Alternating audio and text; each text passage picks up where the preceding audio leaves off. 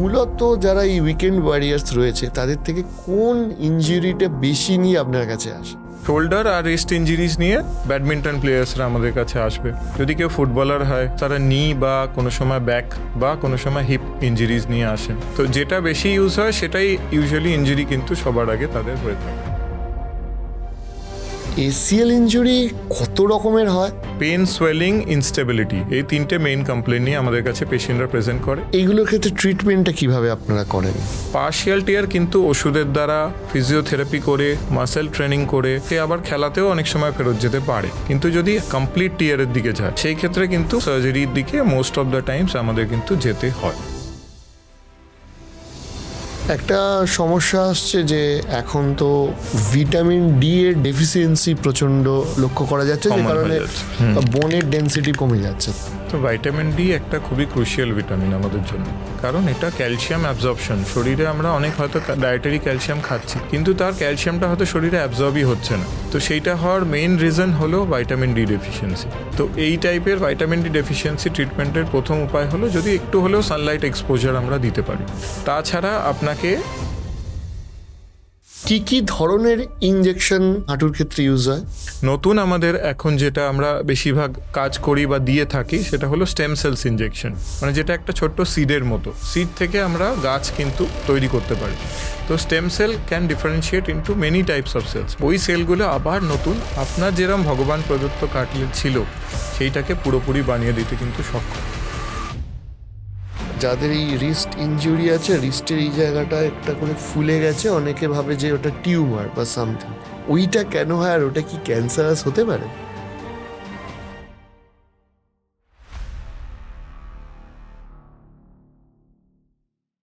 নমস্কার।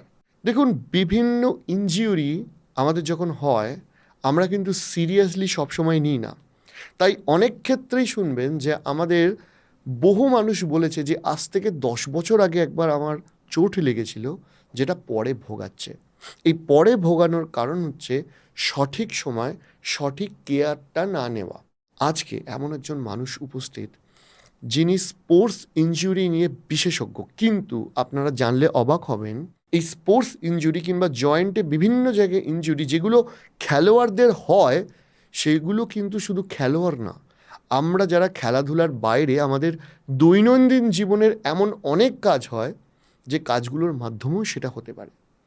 এবং সেই ইনজুরি হলে ইগনোর না করে ডাক্তারবাবুর কাছে যাওয়া উচিত, এবং কিভাবে সেই ইনজুরি থেকে রিহ্যাব করা উচিত বা কী কী উপায় আছে সেই যন্ত্রণাটার মধ্যে দিয়ে না গিয়ে সঠিক নিয়মানুবর্তিতার মাধ্যমে এই ইনজুরিটাকে ঠিক করার, সেটা নিয়ে আজকে আলোচনা করব। আজকের অতিথি খুব নামী একজন ডক্টর সৌভিক পাল। আমরা তার থেকে খুব গুরুত্বপূর্ণ কিছু জিনিস জেনে নেব।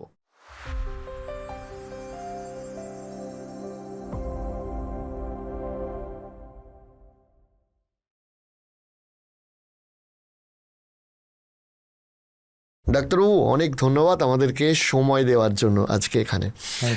আমরা একটা গুরুত্বপূর্ণ টপিক, মাঝে মাঝে মানুষ বিপদে পড়লে, খুব ব্যথা লাগলে তখন আপনাদের কাছে ছুটে যায়, সেই স্পোর্টস ইনজুরি, সেটা নিয়ে আজকে আলোচনা করব।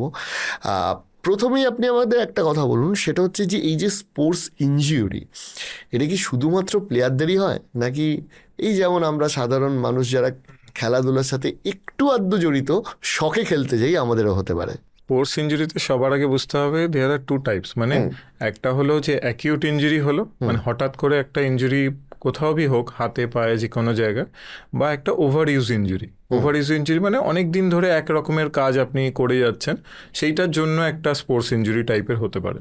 আচ্ছা, এবার যদি আমরা অ্যাকিউট ইঞ্জুরি কথা বলি, সেটাও আমার আপনার যে কারো যারা আর কি স্পোর্টস পার্সন হিসাবে অ্যাক্টিভলি ইনভলভ নয় তাদের সবার কিন্তু হতে পারে। তো কিভাবে হতে পারে, ধরুন একটা জাস্ট এক্সাম্পল দিচ্ছি। মনে করুন বয়স 40-এর একজন ভদ্রলোক আমার কাছে কদিন আগেই সার্জারি করিয়েছেন। তো কি হয়েছে, কি হঠাৎ করে তার পাড়ায় বা তার হাউজিং কমপ্লেক্সে, এখন তো সব কমপ্লেক্স হয়ে গেছে আমাদের, কমপ্লেক্সে লোকাল টুর্নামেন্ট হবে।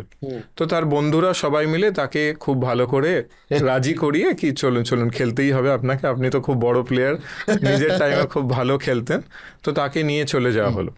এবার সেই যে তিনি খেলা শুরু করলেন, তখন সে একদম চাক দে ইন্ডিয়া, তখন মানে সেই মাথায় একদম রয়েছে যে টিমের জন্য 100% দিতে সবটা হবে। দিয়ে দেবো, হ্যাঁ। এবার ওই সবটা দিতে গিয়ে হঠাৎ করে যেটা হয় আর কি, মানে ওয়ার্ম আপ নেই, অনেকদিন ধরে মাসেল ট্রেনিং নেই, তো খেলতে তিনি ভালোই পারছিলেন, কিন্তু যেই ফিল্ডিং করতে নেমেছেন সেই সময় হঠাৎ করে পায়ে টুইস্টিং ইঞ্জুরি। এবার হঠাৎ করে টুইস্টিং ইঞ্জুরি যখনই হয়, পা ফুলে গেল, পায়ে ব্যথা, এই টাইপের আমরা সবার আগে নিজে আগে চেষ্টা করে দেখি যে কিছু করে যদি এটা কমানো যায়। এবং তারপরে যখন আমরা 2-3 দিন হলো ব্যথাটা কমছেই না, সেই সময় আমার কাছে তিনি প্রেজেন্ট করলেন। তো তিনি এসে দেখানোর পরেই ইউজুয়ালি আমরা ডায়াগনোজ করলাম যে হয়তো কিছু একটা স্পোর্টস ইঞ্জুরি হয়েছে, মানে হাঁটুর কোনো একটা লিগামেন্ট টিয়ার হয়েছে। তো মোস্ট কমন হাঁটুর লিগামেন্ট যেটা টিয়ার হয় সেটাই ছিল এসিএল টিয়ার ছিল আর কি, অ্যান্টেরোক্রুশিয়েট লিগামেন্ট। তো যেই টিয়ারটা ধরা পড়লো আমরা সেটা ডায়াগনোজ করার পরে প্রথমে আগে চেষ্টা করি যদি এটা এক্সারসাইজ বা অন্য কিছুর দ্বারা ঠিক করা যায়। তারপরে দেখা গেল আর কি হাই গ্রেড টিয়ার, মানে পুরোপুরি লিগামেন্টটা ছেঁড়া ছিল। তো সেই ক্ষেত্রে এটা কিন্তু সার্জারির দিকে ইউজুয়ালি যেতেই হয়, এবং উনিও সার্জারি, মাইক্রো সার্জারি করে তারপরে আর কি নিজের কাজে আবার ফেরত যেতে পেরেছে। তো এটা জাস্ট একটা এক্সাম্পল উইকেন্ড ওয়ারিয়ার্সের, মানে যারা আর কি হঠাৎ করে খেয়াল হলো যে খেলতে যেতে হবে, খুব কমন তাদেরও কিন্তু স্পোর্টস ইঞ্জুরি হতে পারে। এবার আপনি একটা কথা বলুন যে এই যে উইকেন্ড ওয়ারিয়ার্স বললেন, কারণ ডেফিনেটলি যারা প্রফেশনাল প্লেয়ার, বিশেষ করে যারা জেলায় থাকেন, অনেক সময় তাদের সাথে তো একটা কাজের সূত্রে, এই পডকাস্টের সূত্রে বা বিভিন্ন অনুষ্ঠানে গিয়ে দেখা হয়। অনেকেই আমাকে বলেছেন যে একজন সঠিক ডাক্তারবাবুর আমাকে একটু নাম্বার দাও, আমিও তাদের কিছু ট্রিটমেন্ট আছে তারা করবেন। কিন্তু আমি একটা দেখেছি যে প্লেয়াররা, প্রফেশনাল প্লেয়াররা, ওরা মোটামুটি কনসিয়াস কি এই বিষয়ের একজন আলাদা ডাক্তারবাবু আছেন। কিন্তু সাধারণত যারা খেলাধুলার বাইরে, তারা এই ব্যাপারটা ঠিক বুঝতে পারেন না। মূলত যারা এই উইকেন্ড ওয়ারিয়ার্স রয়েছে তাদের থেকে কোন ইনজুরিটা বেশি নিয়ে আপনার কাছে আসে? তো জেনারেলি এটা যে কোনো জয়েন্টে ইউজুয়ালি ইনভলভ করে থাকে। তো ধরো কারোর হাতের নিয়ে খেলা, যেমন বললেন আপনি ব্যাডমিন্টন খেলা, তো ব্যাডমিন্টনে কি হবে কি বারবার আমরা ফরওয়ার্ড বা ব্যাকহ্যান্ডে আমরা সার্ভ করছি, তো আমাদের কিন্তু শোল্ডারটা বেশি ওখানে ইনভলভ হচ্ছে।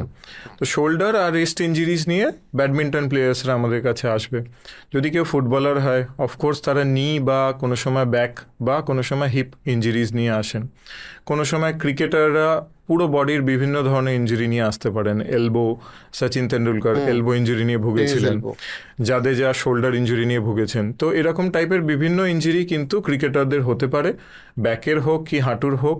প্রথমে আগে আমরা দেখি যে কোন জয়েন্টটা বেশি তাদের ইউজ হয়, তো যেটা বেশি ইউজ হয় সেটাই ইউজুয়ালি ইঞ্জুরি কিন্তু সবার আগে তাদের হয়ে থাকে। আচ্ছা, আর প্রতিদিনের ধরুন যারা খেলেন না, তারা ওই উইকেন্ডে মাঠে গেলে তার আগে ওয়ার্ম আপ বা কি করা উচিত, যে কারণে ইনজুরির প্রবণতা কম হতে পারে? ধরুন যারা অনেকদিন ধরে খেলে না, তাদের আগে দেখতে হবে যে বডির মাসেলের প্রপোর্শন বা মাসেলের স্ট্রেংথ কীরকম আছে। তো ইউজুয়ালি সিম্পল টিপস হলো যাতে যাওয়ার আগে, যদি যেতেই হয়, কদিন আগে থেকে আমরা একটু ওয়ার্ম আপ প্র্যাকটিস শুরু করে নিলে বেটার হয়। মানে যে খেলতে হবে আমাকে, যদি আমরা ফুটবল খেলি তাহলে জাস্ট মাঠে কিছুটা চক্কর লাগালাম আমরা, যদি ব্যাডমিন্টন খেলি তাহলে একটু ওয়ার্ম আপ, যেটা আমরা নর্মালি করি টেনিস বা ব্যাডমিন্টনে কিছুক্ষণ ওয়ার্ম আপ করা হয়, তো সিম্পল সেইটুকু করলেও হবে। তাছাড়া এমনি জাস্ট সিম্পল মাসেল স্ট্রেচিং, ধরুন বিভিন্ন ধরনের মাসেল গ্রুপস আছে, তো সেই মাসেল গ্রুপসগুলো হালকা স্ট্রেচিং করে যদি সে খেলতে যেতে পারে, that is enough for him. Okay, এবার আপনি বলুন যে একটা অলরেডি আপনি বললেন যে এই এসিএল ইনজুরি, এই এসিএল ইনজুরি কত রকমের হয় বা এর ট্রিটমেন্টগুলোর কি পদ্ধতি আছে? আপনারা কোন কোন পদ্ধতিতে এগুলো ট্রিট করেন? তো এটা একটা ভাস্ট টপিক। তো মেইন জিনিস যেটা আর কি আমাদের জানতে হবে সেটা হলো এসিএলটা মোস্ট কমন লিগামেন্ট যেটা হাঁটুতে ইঞ্জুরি হয়। সিমটম কি হবে? সিম্পলি একটা পেইন, সোয়েলিং নিয়ে আমরা ভাববো যে পাটা হঠাৎ করে ফুলে গেছে। কিভাবে হলো? পাটা টুইস্টিং ইঞ্জুরি হবে, মানে একটা পিভটিং অ্যাক্টিভিটি, মানে ধরুন শিন বোন মানে পায়ের নিচের ভাঁড়টা আর থাই বোন, ফিমারের বোনটা, এই দুটো নিজেদের মধ্যে টুইস্ট হয়েছে। যখন টুইস্ট হলো ওই লিগামেন্টটা একটা পপ করে সাউন্ড হতে পারে, বা কোনো সময় জাস্ট একটা ফিল হবে কিছু একটা পায়ে হলো। ওইটা হওয়ার পরেই বেশিরভাগ প্লেয়ারদের অনেক ভিডিও আমরা আজকাল দেখতে পারি যে খেলার সময় হঠাৎ করে কারো একটা পপ হলো, তারপর থেকে সে প্রচণ্ড ব্যথা নিয়ে বসে পড়লো মাঠে। তো এই টাইপের একটা হঠাৎ করে সিনারিও হবে। অনেক ক্ষেত্রে এটা পার্শিয়াল টিয়ার হতে পারে। তো এটার আর কি বিভিন্ন ধরনের টিয়ার হয়। কারোর কমপ্লিট টিয়ার, ধরুন একটা রোপ, মানে একটা দড়ি যদি অনেকগুলো ধাগা দিয়ে বাঁধা থাকে, তার ধরুন কিছু কয়েকটা ধাগা আর কি ছিঁড়ে গেল এবং বাকিগুলো তখনও রয়ে গেছে, সেই ক্ষেত্রে সে কিন্তু পুশ করে খেলেও নিতে পারে। এটা খুবই খারাপ ব্যাপার, মানে অনেক সময় পেন হচ্ছে, তারা সেই খেলাটাকে কন্টিনিউ করে গেল, তখন ওই পার্শিয়াল টিয়ারগুলো কিন্তু ফুল টিয়ারে কমপ্লিট হয়ে যেতে পারে, ছিঁড়ে যেতে পারে, মানে পুরোপুরি ছিঁড়ে যেতে পারে। পেন, সোয়েলিং, ইনস্টেবিলিটি, এই তিনটে মেইন কমপ্লেন নিয়ে আমাদের কাছে পেশেন্টরা প্রেজেন্ট করে। ইনস্টেবিলিটি মানে চলতে চলতে পাটা একটা গিভিং হবে, মানে আপনার ফলস হয়ে গেল, এরকম টাইপের হয়ে গেল। এইটা খুব কমনলি দেখা যায়। ধরুন কারোর বাইক থেকে নামছেন, জাস্ট বাইকটা পার্কিং করে বাইক থেকে পা ঘুরিয়ে নামতে হবে আমাদের, ওই এক পায়ে যখন দাঁড়িয়ে আপনি পাটা ঘুরিয়ে বাইক থেকে নামছেন, পাটা ফলস হয়ে গেল, ওই সময় পাটা কিন্তু এসিএল এর উপর অনেকটা ডিপেন্ড করে। তো ওই সময় একটা ফলস মতো একটা নেচার আসবে, তখন তো পড়ে যায়, তখন পড়েও যায়। অ্যাডিশনাল ইঞ্জুরিও হতে পারে, মানে ধরুন প্রথম ইঞ্জুরিটা ছিল, তার এসিএল টিয়ার ছিল, তার সাথে অন্য মেনিসকাস বা অন্য লিগামেন্টেও আরও ইঞ্জুরি হয়ে গেল, তার নিয়ে একটা মেজর ইঞ্জুরির দিকে ছেয়ে চলে গেল। এইগুলোর ক্ষেত্রে ট্রিটমেন্টটা কিভাবে আপনারা করেন? তো ট্রিটমেন্টটা এগেইন ক্যাটেগরাইজ হয়, মানে ধরুন যদি কারোর হালকা টিয়ার আছে, তো আমরা সেটা ক্লিনিক্যালিও বুঝতে পারি যে পাটা অতটা আগে পিছে হচ্ছে না, হাত দিয়ে বোঝা যায় যে ল্যাক্স আছে কমপ্লিটলি না একটু টাইট মতো লাগছে আমাদের, যে অতটা আগে পিছে হচ্ছে না পাটা। তো সেই ক্ষেত্রে সেটা পার্শিয়াল টিয়ারের মধ্যে পড়ে। পার্শিয়াল টিয়ার কিন্তু ওষুধের দ্বারা, ফিজিওথেরাপি করে, মাসেল ট্রেনিং করে, টেপিং বা প্রোটেক্টিভ গিয়ার্স পরে সে আবার খেলাতেও অনেক সময় ফেরত যেতে পারে। কিন্তু যদি হাই গ্রেড পার্শিয়াল বা কমপ্লিট টিয়ারের দিকে যায়, সেই ক্ষেত্রে কিন্তু most of the times active প্লেয়ারদের বা যারা weekend warriors with active age group, মানে লেস দ্যান 50, তাদের জন্য কিন্তু সার্জারির দিকে মোস্ট অফ দ্য টাইমস আমাদের কিন্তু যেতে হয়। এবং সার্জারিটা এটা মাইক্রো সার্জারির দিকে হয়, যেটা আর কি ছোট ছোট মাইক্রোস্কোপিক ছোট ছোট ছেদ করে আমরা দূরবীনের মতো আর্থোস্কোপ দিয়ে ভেতরে দেখে, যেমন আমরা শুনে থাকি ল্যাপ্রোস্কোপিক সার্জারি, এটা আর কি জয়েন্টের সার্জারিগুলোকে আমরা বলি আর্থোস্কোপিক সার্জারি। এই রিকভারি টাইমটা মোটামুটি কিরকম থাকে? ধরুন কারোর পার্শিয়াল টিয়ার আছে, তো পার্শিয়াল টিয়ারে তার ধরেই রাখতে হবে এটা অ্যাটলিস্ট 3 to 6 উইকস তার লাগবে আবার ওই মাসেল স্ট্রেংথটা গেইন করতে, মানে উইথ ট্রিটমেন্ট। উইদাউট ট্রিটমেন্ট তো কোনো, উইদাউট ট্রিটমেন্ট তো ওটা ঠিক হবেই না, হয়তো ঠিকঠাক করে বহুদিন লেগে যাবে। এক্স্যাক্টলি। এবার যদি উইথ ট্রিটমেন্ট তার ভালো করে ফিজিওথেরাপি করা হয়, সে আবার 2-3 মাসের মধ্যে কিন্তু হালকা হালকা রানিং বা জগিং অ্যাক্টিভিটির দিকে পার্শিয়াল টিয়ার নিয়ে সে ফেরত যেতে পারে। তো যদি কমপ্লিট টিয়ার বা হাই গ্রেড পার্শিয়াল টিয়ার হয়, সেই ক্ষেত্রে কিন্তু তাদের অনেক সময় সার্জিক্যাল মেথডের দিকে যেতে হলো। সার্জারি করার পরে ইউজুয়ালি শুরুর দিকটা আমরা ক্রাচ বা নি ব্রেস পরিয়ে হাঁটাই, সেটা চলে 2 থেকে 3 সপ্তাহ। 2 থেকে 3 সপ্তাহ পরে মাসেল ট্রেনিংগুলো আরও বেশি করে শুরু হয়। 1 মাসের মধ্যে সে কাজ যদি কিছু করে, কাজে সে জয়েন করতে পারবে এবং সে চলাফেরাটা ডে 1 থেকেই শুরু হয়ে যাবে। ওজন দিয়ে চলাটা ডে 1 থেকেই সে করতে পারবে, with or without brace depending on the muscle strength.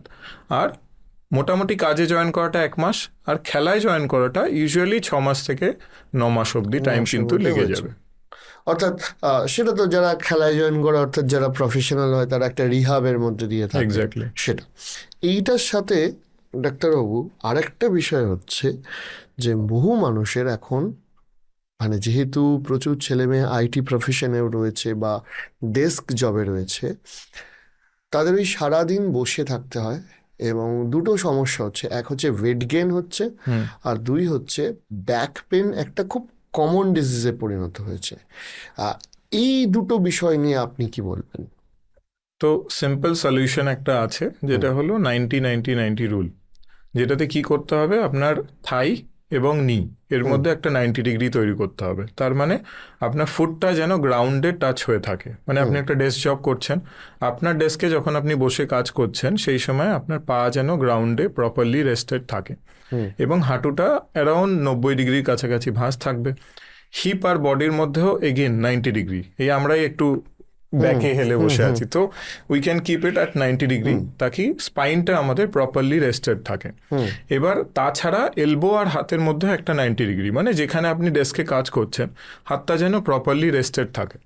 বেশিরভাগ আমরা কম্পিউটারে কাজ করি, তো যে মাউসটা আছে, যে মাউসটা নিয়ে সারাক্ষণ আমরা কাজ করছি, সেটা একটা পজিশনে আমরা হাতটাকে বা এলবোটাকে হয়তো আমরা প্রপারলি ডেস্কে রাখলাম না, তো শোল্ডারটা কিন্তু আমাদের সারাদিন মাসেলটা অ্যাক্টিভ থেকে স্ট্রেন পড়ছে।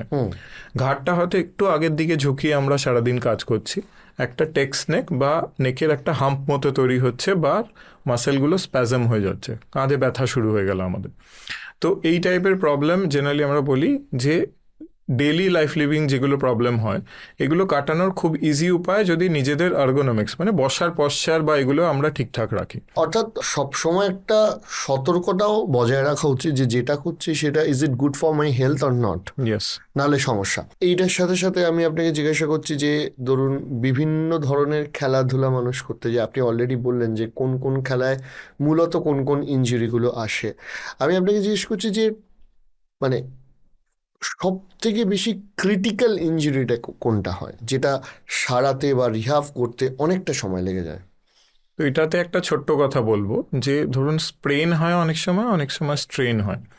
তো স্প্রেন বলতে বুঝি আমরা লিগামেন্ট, মানে যেটা হাঁটু বা যে কোনো জয়েন্টে আমাদের লিগামেন্ট একটা দড়ির মতো স্ট্রাকচার থাকে, হাড় আর হাড়ের মধ্যে এগুলো আমাদের ধরে রাখে। তো যদি এইরকম কোনো লিগামেন্ট কমপ্লিটলি টিয়ার হয়ে গিয়ে থাকে, তার সাথে এক্স্যাক্টলি যদি কমপ্লিটলি ছিঁড়ে যায় এবং তার সাথে হাড়ও ভেঙে গেছে, তো যদি এইরকম টাইপের কোনো ট্রমা হয় যেটাতে হাড়ও ভাঙা আছে এবং লিগামেন্টেও ইনজুরি আছে এবং মাল্টিপল লিগামেন্টস ইনভলভ হয়ে আছে, সেইগুলো সবসময় কমপ্লিকেটেড ইনজুরিজের দিকে আমরা ধরি। এবং আমরা এরকমও প্লেয়ার্সদের পেয়েছি যাদের কিন্তু ভাস্কুলার ইনজুরি মানে ধমনী বা শিরাতেও ইনজুরি হয়েছে এই টাইপের ইনজুরির সাথে। এক্স্যাক্টলি। তো সেইগুলোতে তাদের রক্ত সঞ্চালন পায়ের হয়তো কম হয়ে যেতে পারে, সেরকমও ইনজুরি থাকে। তখন ওইগুলো ইমিডিয়েট রিপেয়ার বা এই সব রিপেয়ার করার পরেও তাদের আবার খেলায় ফেরার চান্স কিন্তু অনেকটাই প্রবলেমেটিক হয়। সেই ক্ষেত্রে যদি এরকম টাইপের ইনজুরি হয়, মাল্টিপল বোন বা মাল্টিপল মানে লিগামেন্টস একসাথে যদি ইনজুরিজ হয়ে থাকে। একটা সমস্যা আসছে যে এখন তো মানে আমি শুনছিলাম যে ভিটামিন ডি এর ডেফিসিয়েন্সি প্রচন্ড লক্ষ্য করা যাচ্ছে, যে কারণে বোনের ডেন্সিটি কমে যাচ্ছে। তো মানুষের এই এসি ঘরে থাকা, রোদে বেরোনোর অভাব, এগুলো তাদের জীবনে একটা প্রভাব ফেলছে। তো এই ভাইটামিন ডি ডেফিসিয়েন্সিটা কমানোর জন্য কি রেগুলার কোনো ওষুধ ইউজ করা উচিত, নাকি এর কোনো ন্যাচারাল প্রসেস আছে, বা এটা কতটা ফ্যাক্টর হয়ে যেতে পারে যে আমাদের যে ইনজুরিটা হয় সেই ইনজুরির ক্ষেত্রে? তো ভাইটামিন ডি একটা খুবই ক্রুশিয়াল ভিটামিন আমাদের জন্য, কারণ এটা ক্যালসিয়াম অ্যাবজর্পশন। শরীরে আমরা অনেক হয়তো ডায়েটারি ক্যালসিয়াম খাচ্ছি, হয়তো সে সারাদিন দুধ দই ছানা অনেক কিছু খাচ্ছে, কিন্তু তার ক্যালসিয়ামটা হয়তো শরীরে অ্যাবজর্বই হচ্ছে না, পুরোটা হয়তো গাট দিয়ে বেরিয়ে যাচ্ছে। তো সেইটা হওয়ার মেইন রিজন হলো ভাইটামিন ডি ডেফিসিয়েন্সি। তো ভাইটামিন ডি ডেফিসিয়েন্সি হলে সিম্পল আমাদের যে সাইন্সগুলো আমরা দেখি বা সিমটমসগুলো আমরা দেখি, ফেটিগ লাগছে, আমাদের উইক লাগছে, আমরা অতটা এনার্জি পাচ্ছি না, গা হাত পায়ে বিভিন্ন বনে বনে ব্যথা, বা আমাদের মাসেলে যদি চিপে দেখা হয় ব্যথা হচ্ছে, এই টাইপের সিমটমস দেখতে পারবেন। তো এই টাইপের ভাইটামিন ডি ডেফিসিয়েন্সি ট্রিটমেন্টের প্রথম উপায় হলো যদি একটু হলেও সানলাইট এক্সপোজার আমরা দিতে পারি। ইজ ডেসক্রাইব কি 30 মিনিটসের কাছাকাছি যদি 30 মিনিট আমরা যদি সানলাইট এক্সপোজার একটু নিজেদের লাইফে রাখতে পারি, সেটাই এনাফ। তাছাড়া আপনাকে ভাইটামিন ডি সাপ্লিমেন্টস যদি আপনার কম থাকে, কিছুটা অ্যাকিউট থেরাপি মানে হঠাৎ করে একটা 3 মাসের একটা কোর্স আপনাকে উইকলি করতে হবে, তারপরে হয়তো আপনি একটা মেনটেন্যান্স থেরাপিতে রাখতে পারেন নিজেকে, যেটা মাসে বা 15 দিনে একটা করে আপনাকে ভাইটামিন ডি জেনারেলি আমরা দিয়ে থাকি, যেটা মেনটেন করে রাখে ওই ভাইটামিন ডি লেভেলটাকে। এবার সেগুলো কি নিয়মিত চেক আপের প্রয়োজন আছে, যে টেস্টে, যে অ্যাকচুয়ালি ধরুন আমার কোনো প্রবলেম নেই, স্টিল আমার কি চেক করে নেওয়াটা দরকার যে আমার ভিটামিন ডেফিসিয়েন্সি আছে কি নেই? তো যদি প্রবলেম না থাকে, প্রবলেমের জন্য ওয়েট না করে ভাইটামিন ডি, ভাইটামিন B12 এগুলো আমরা অল্টারনেট কখনো কখনো 2-3 মাসে যখন আমরা রেগুলার চেক আপস করি, সেই সময় চেক আপ করে নেওয়াটা কিন্তু বেটার। তাহলে আমরা বুঝতে পারবো যে হ্যাঁ আমরা এটা ভাইটামিন ডি ডেফিসিয়েন্সি কিন্তু ভুগছি, তাহলে হয়তো আমাদের সাপ্লিমেন্টস নিতে কোনো ক্ষতি তো নেই। তো যদি খুব বেশি ভাইটামিন ডি বেড়ে গিয়ে থাকে কারোর, তাহলে সেটা আবার টক্সিসিটির একটা প্রবলেম থাকে, সেটা টাইমের সাথে সাথে শরীর কিন্তু নিজের থেকে ওটা ভাইটামিন ডি কমিয়ে নেয়, তখন আমাদের এক্সট্রা সাপ্লিমেন্ট দেওয়ার দরকার নেই। কিন্তু কারোর কম থাকলে অবশ্যই তাকে সাপ্লিমেন্ট নিতে হবে। তো মেন ব্যাপার হলো যদি মানে 2-3 মাসে অন্তর অন্তর আপনি ব্লাড টেস্ট করাচ্ছেন, তাহলে কিন্তু ভাইটামিন ডি ওর মধ্যে কিন্তু থাকা বেটার। আপনার তো বহু অপারেশন বা বহু এই ধরনের ইনজুরি নিয়ে কাজ করার এক্সপিরিয়েন্স রয়েছে। দু একটা যদি স্টোরি শেয়ার করেন, একটা অলরেডি আপনি করলেন, যেটা হয়তো মোটিভেশনও দিতে পারে আমাদেরকে, আবার এরকম হতে পারে যে যেটা থেকে হয়তো আমরা সতর্কও হতে পারবো যে আমাদের কিভাবে চলা উচিত। এক্স্যাক্টলি। তো আমাদের একজন স্বনামধন্য প্লেয়ার, যিনি আর কি ইস্টবেঙ্গলে আগে খেলতেন, তো তিনি অনেক দিন ধরে একটা মেনিসকাসের সমস্যা নিয়ে ভুগছিলেন। এই মেনিসকাসটা একটু বুঝিয়ে বলুন। তো মেনিসকাস জিনিসটা কি? মেনিসকাস হলো আমরা যেমন সিটে এখন বসে আছি গদির মতো, তো আমাদের যেমন থাই বোন আর শিন বোনের কথাটা বললাম, মানে ফিমার আর টিবিয়ার বোন যেটা নি জয়েন্ট তৈরি করছে, তো সেই জয়েন্টের মধ্যে একটা গদির মতো থাকে। ইটস জাস্ট লাইক কুশন, যেটা কুশনের মতো আমরা মানে দুটো হাড়ের মাঝখানে ফ্রিকশনটাকে কমাচ্ছে, মানে হাড়ের মধ্যে যাতে ঘর্ষণ না হয় সেই জন্য ওটা একটা সাপোর্টের মতো দিচ্ছে। তো এই মেনিসকাসটা আমাদের বিভিন্ন ধরনের ইনজুরি হয়ে থাকে। কারোর প্লেয়ার্স হলে তাদের অ্যাকিউট মেনিসকাল টিয়ার হয়, মানে যদি তারা খেলতে খেলতে হঠাৎ করে ট্যাকলস অ্যান্ড টার্নস করে, সেই সময় মেনিসকাল টিয়ার হওয়ার কিন্তু চান্সেসটা বেশি। আচ্ছা, সেই ক্ষেত্রে তারা একটা ওই জয়েন্টে পেন, একটা নয়িং পেন অনেকদিন ধরে অনেক সময় অনুভব করতে পারে। কমপ্লিট টিয়ার হয়ে গেলে পাটা একটা লক মতো হয়ে যায়, আটকে যায়। এইটা হলো মেনিসকাল টিয়ারের জেনারেলি সাইন্স। এবার মেনিসকাল টিয়ার বয়স্ক লোকেদেরও হতে পারে, যেটাকে ডিজেনারেটিভ মেনিসকাল টিয়ার বলে, যেটা আমরা দেখি ইউজুয়ালি 50 মানুষদের জেনারেলি দেখা যায়। তাদের কীরকম হবে? সিঁড়ি দিয়ে হঠাৎ করে নামছেন, হঠাৎ করে একটা খট করে হাঁটুতে কিছু একটা হলো, তারপরে হাঁটুটা যেন লক মতো হচ্ছে বারবার। সেদিনকার মতো ব্যথাটা কমে গেল, কিন্তু আবার এক সপ্তাহ বাদে ব্যথাটা আবার বাড়ছে। তো এটা মাল্টিপল টাইমস হাঁটুটা মাঝে মাঝে আটকে যাওয়া, বা হাঁটুটা মাঝে মাঝে ডিসকমফর্ট ফিল হওয়া, বা হাঁটুটা মুভমেন্টটা ঠিকঠাক ফ্রি হচ্ছে না, হাঁটুর ভেতরে কিছু একটা যেন গ্রাইন্ডিং মোশন হচ্ছে, এইগুলো জেনারেলি ডিজেনারেটিভ মেনিসকাল টিয়ারের সাইন। তো অস্টিওআর্থ্রাইটিস এই টাইপের সব সময় সে ফিল করবে। সে মোস্ট অফ দ্য টাইম যখন চলছে বা সিঁড়ি দিয়ে চড়ছে বা চেয়ারে বসে আছে বা নিচুতে বসে আছে, উঠতে গেল, সেই সময় ফিল করবে যে হাঁটুর ভেতর কিছু একটা মুভ হলো, বা হাঁটুটা যেন আটকে আছে, ফ্রি নেই। তো এই টাইপের ফিল করা কিন্তু জেনারেলি ডিজেনারেটিভ মেনিসকাল টিয়ারের লক্ষণ। এবং আমরা তাজ্জব জেনে যে অস্টিওআর্থ্রাইটিসের আগের স্টেজ কিন্তু মেনিসকাল টিয়ার এরকম। তো এই যে আমরা এত শুনি যে অস্টিওআর্থ্রাইটিস হয়ে গেছে, হাঁটু ক্ষয় হয়ে গেছে, তো এইটা মেনিসকাল টিয়ার থেকে ইউজুয়ালি বেশিরভাগ সময় কার্টিলেজ বা মেনিসকাল টিয়ার থেকে শুরু হয়। তো এই টাইপের টিয়ার বয়স্ক যাদের মানুষদের হচ্ছে বা এরকম সিমটম অনেক দিন ধরে তারা ভুগছেন, তাদের কিন্তু ওটা চেক করিয়ে নেওয়া উচিত। এবার এই প্লেয়ারের কথাটা বলুন। এবার যে প্লেয়ারের কথাটা আমি বলছি, তিনি অনেক দিন ধরে হাঁটুতে একটা নয়িং পেন নিয়ে ভুগছেন। অনেক সময় তাকে সাইডলাইন করে দেওয়া হচ্ছে, বেঞ্চে পাঠিয়ে দেওয়া হচ্ছে, জাস্ট বিকজ সে 100% দিতে পারছে না। মানে উনি প্লেইং 11-এর প্লেয়ার? এক্স্যাক্টলি। আচ্ছা। তো ওনাকে সিজনস থেকেও আউট হতে হয়েছে ব্যথাটা নিয়ে। মাল্টিপল অর্থোপেডিক সার্জনসকে তিনি দেখিয়েছেন, এমআরআইও 2-3 বার অলরেডি হয়ে গেছে রেপুটেড সেন্টার্স থেকে। তাতে দেখা যাচ্ছে যে মেনিসকাল টিয়ার মিডিয়াল মেনিসকাসে আছে এবং পার্শিয়াল এসিএল টিয়ার আছে। তো এই টাইপের টিয়ারে কি হয় কি, ইটস এ ডাউটফুল সিনারিও, মানে এটা সার্জারিও করতে হতে পারে, নাও করতে হতে পারে, হয়তো মেডিসিনের দ্বারাও ঠিক হতে পারে। তো there is no one way, মানে একটা যে অভিমত কোনো ডক্টর দেবেন এরকম কিন্তু সম্ভব নয়। তো সেই ক্ষেত্রে আমাদের জেনারেলি বিভিন্ন লোক বিভিন্ন রকম মত দিয়ে ওনাকে অনেকদিন ধরে ঘোরাচ্ছেন, উনি পাজলড হয়ে গেছেন। কিছু চেনাশোনা ফিজিওথেরাপিস্টের থ্রু দিয়ে আমার কাছে রেফার হলেন। তো দেখার পরে আমি বুঝেছি যে এসিএল টিয়ারটা কিন্তু অতটা সিরিয়াস কিন্তু ওনার নয়। ওনার স্টেবিলিটি কিন্তু হাঁটুর অনেকটাই ভালো ছিল শুরু থেকে। তো এসিএল এর ব্যাপারটা যদি ক্লিনিক্যালি আমাদের ডাউটফুল না লাগে, তাহলে আমরা জেনারেলি ভাবি যে এটা রিহ্যাবের দ্বারা সম্ভব ট্রিটমেন্ট, মানে এক্সারসাইজ বা ফিজিওথেরাপির দ্বারা আরামসে এটা ট্রিটমেন্ট করা সম্ভব। রইল মেনিসকাসের ব্যাপারটা। মেনিসকাসের ব্যাপারটা ডিটেক্ট হওয়ার পরেই তাকে আমরা জেনারেলি অপশন দিই কি এতে কিন্তু ইনজেকশনসেরও একটা রোল থাকে। ইনজেকশনস বলতে জেনারেলি প্লেয়ারদের ক্ষেত্রে আমরা যেটা ফেভারেবল হয় সেটা হলো প্লেটলেট রিচ প্লাজমা। সেটা আমাদের রক্তেরই একটা অংশ, উপাদান, টিআরপি। তো এই পিআরপিটাও তো হেয়ার ট্রিটমেন্টও সম্ভবত এক্স্যাক্টলি। তো হাঁটুর এরকম বেশিরভাগ উপাদান যেগুলো আপনাকে বলবো হাইলুরোনিক অ্যাসিড, স্কিনে ইউজ হয়, পিআরপি এগুলো স্কিনে বা হেয়ার ট্রিটমেন্টে ইউজ হয়। তো এগুলো এক একটা হিলিং, মানে দেয়ার আর মিলিয়ন্স অফ সেলস এর মধ্যে থাকে যেগুলো হিলিং পোটেনশিয়ালের কিন্তু আছে, ওদের মধ্যে অনেকটা হিলিং পোটেনশিয়াল আছে। এরপর আমরা বলবো স্টেম সেলস নিয়েও। তো স্টেম সেলসেও কিন্তু এরকম টাইপের হিলিং পোটেনশিয়াল অনেক থাকে। তো এই হিলিংয়ের যে প্রপার্টিটা, এটাই ইউজ করা হয় বিভিন্ন ধরনের ব্যথা, অনেক দিন ধরে ব্যথা। এগুলো কি ইনজেকশনটা হাঁটুতেই দেওয়া হয়? এক্স্যাক্টলি। তো এটা ঠিক পয়েন্টে যে টেন্ডনে বা যে লিগামেন্টে প্রবলেমটা হয়েছে সেই জায়গায় কিন্তু ইনজেকশনটা পৌঁছানো খুব দরকার। আচ্ছা। যদি আমাদের শোল্ডারে ধরুন মাসেল টিয়ার হয়েছে, তো ওই মাসেলের কাছে গিয়ে আমাদের ইনজেকশনটা পৌঁছাতে হবে। শোল্ডারে এত বড় মাসেলস থাকে যে অনেক সময় আমরা যদি ব্লাইন্ড প্রসিজার হিসেবে দিই, ওটা কিন্তু ঠিকঠাক পৌঁছায় না। সেই ক্ষেত্রে আল্ট্রাসাউন্ড গাইডেড দেওয়াটা বেটার হয়। মানে আমরা আল্ট্রাসাউন্ড দিয়ে দেখে ওই ঠিক লিগামেন্টের কাছে, অনেক সময় সুপারফিশিয়াল লিগামেন্টে ধরুন দিচ্ছি, যেমন মেনিসকাসে, সেটা আপনারা ব্লাইন্ডও দিতে পারেন বা হিলে দিচ্ছেন। অ্যাকিলিস টেন্ডিনাইটিস বলে একটা জিনিস হয়, হিলস পেন হয়। তো অনেক দিন ধরে হিল পেনে পিআরপি কিন্তু খুব ভালো কাজ করে। তো সেই পেশেন্ট কিন্তু পিআরপি দেওয়ার পরে জেনারেলি তার একটা পিআরপি দেওয়ার পরে ব্যথাটা কিছুদিনের জন্য বেড়েও যায়। ওই বাড়াটা হয় ইনফ্লামেশন, মানে ওখানে ফুলে যাওয়ার জন্য। তারপরে ধীরে ধীরে করে রিহ্যাব করে সে কিন্তু এখন খেলতেও পেরেছে।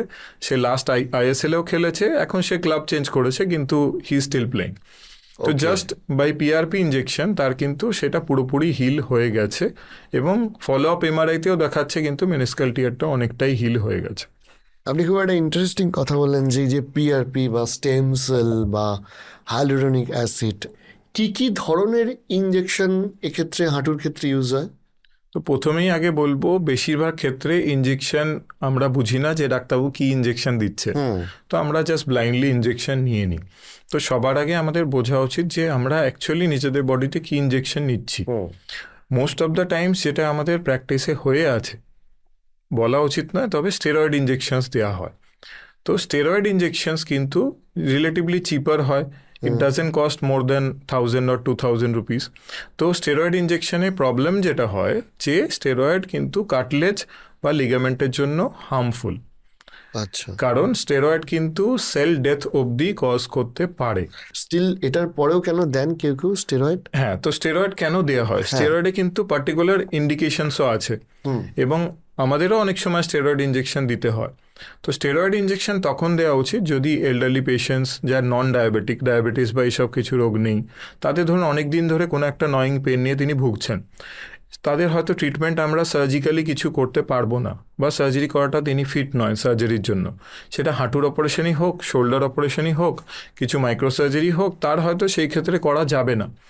পেন রিলিফের জন্য কিন্তু স্টেরয়েডের অনেক রোল আছে। তো সেই ক্ষেত্রে কেউ ধরুন আমার কাছে পেশেন্টস আছে যে হাঁটু রিপ্লেসমেন্ট করাবো, এবং তার হয়তো তাকে একটা ট্রিপ স্যার নিয়ে আছে, মানে কোনো একটা বদ্রীনাথ বা কোথাও একটা ট্রিপ সে বুক করে রেখেছে যে আমাকে আগে তাকে হয়তো ঘুরতে যেতে হবে।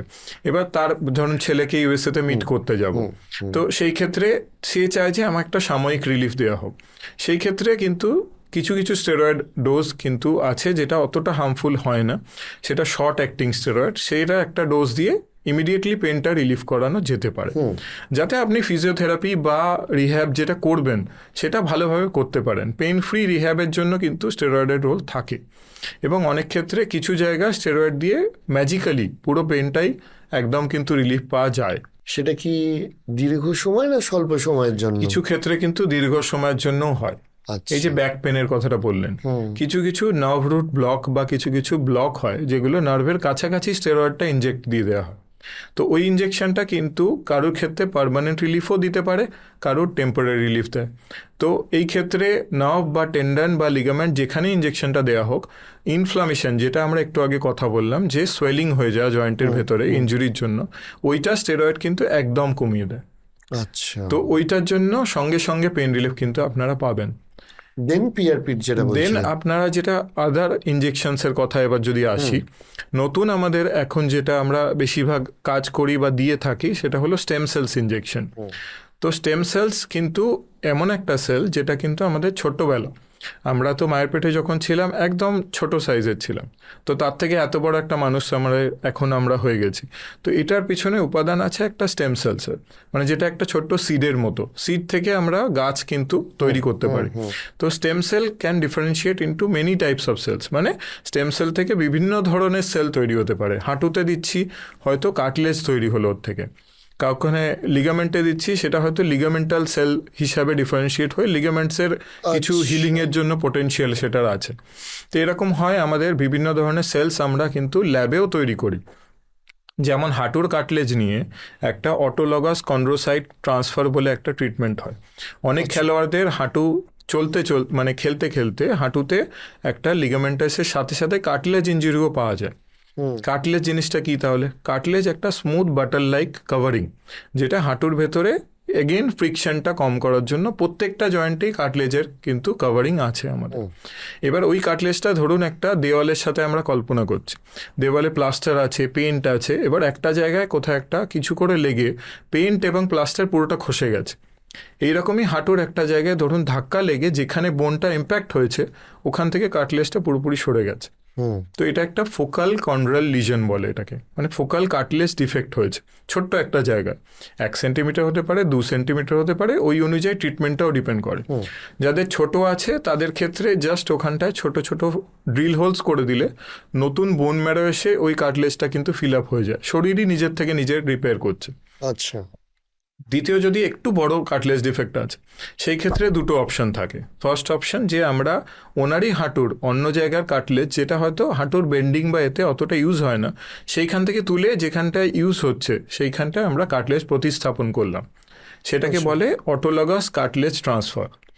এটা ছাড়া আরেকটা অপশন হয় যেটা অটোলগাস কন্ড্রোসাইট ইমপ্লান্টেশন। এটার অর্থ কি, মানে আপনার পায়ে কাটলেজ সেল নিয়ে আমরা ল্যাবে পাঠাই, ল্যাবে আপনারই কাটলেজ অনেকটা গ্রো করে আমাদের কিন্তু টেস্ট টিউবের মতো দেওয়া হয় রিজেনারেশনে। ওটাই কাইন্ড অফ স্টেম সেল, যেটা আর কি নতুন কন্ড্রোসাইট সেল আমাদের দেয়া হলো, সেইটা এবার হাঁটুর ভেতরে যেখানটায় ডিফেক্টটা হয়েছে ওইখানটায় ইঞ্জেকশনটা দেয়া হলো, ওই সেলগুলো আবার নতুন আপনার যেরকম ভগবান প্রদত্ত কাটলেজ ছিল সেইটাকে পুরোপুরি বানিয়ে দিতে কিন্তু সক্ষম। আচ্ছা, প্রথম প্রশ্ন থাকবে আপনার কাছে যে পিআরপি আর স্টেম সেলের মধ্যে পার্থক্যটা একটু বুঝিয়ে দেবেন, কারণ আমি নিয়ের ক্ষেত্রেও দেখেছি, আমি হেয়ারের ক্ষেত্রেও দেখেছি, কিছু কিছু ডাক্তারবাবু স্টেম সেল রেকমেন্ড করেন, কিছু কিছু ডাক্তারবাবু পিআরপি রেকমেন্ড করেন। এটা একটা প্রথম প্রশ্ন। আর দ্বিতীয় প্রশ্ন হচ্ছে যে এর তো মোটামুটি আপনি একটা মেকানিজম বোঝালেন, এর মানে বৈজ্ঞানিক বা এর অ্যাকচুয়াল বিষয়টা কি, যে এটা যে কোনো জায়গায় এই রিগ্রোথ হতে সাহায্য করে, কেন করে এটা? তো পিআরপির ব্যাপারটা হলো এটা একটা ব্লাডের প্রোডাক্ট। তো এটা আপনার অ্যামাউন্ট অফ ব্লাড কিছুটা নেওয়া হবে শরীর থেকে, সেটা হতে পারে 30 ml বা ওর থেকেও কম, সেটাকে মাল্টিপল টাইম স্পিন করা হয় সেন্ট্রিফিউজ মেশিনে। স্পিন করার পর একটা ছোট্ট অ্যামাউন্ট অফ যেটা হয়তো 30 থেকে 3 ml মতো তৈরি হলো, জাস্ট 3 ml এর কাছাকাছি একটা পিআরপি তৈরি হবে 30 ml ব্লাড থেকে। এক্স্যাক্টলি। তো ওই এবার যে পোটেন্টটা রইলো, যে অ্যামাউন্ট অফ লিকুইডটা রইলো, ওই লিকুইডটার মধ্যে যে সেলসটা আমরা চাই সেই সেলটা হয়তো সবচেয়ে বেশি কনসেন্ট্রেশনে আছে।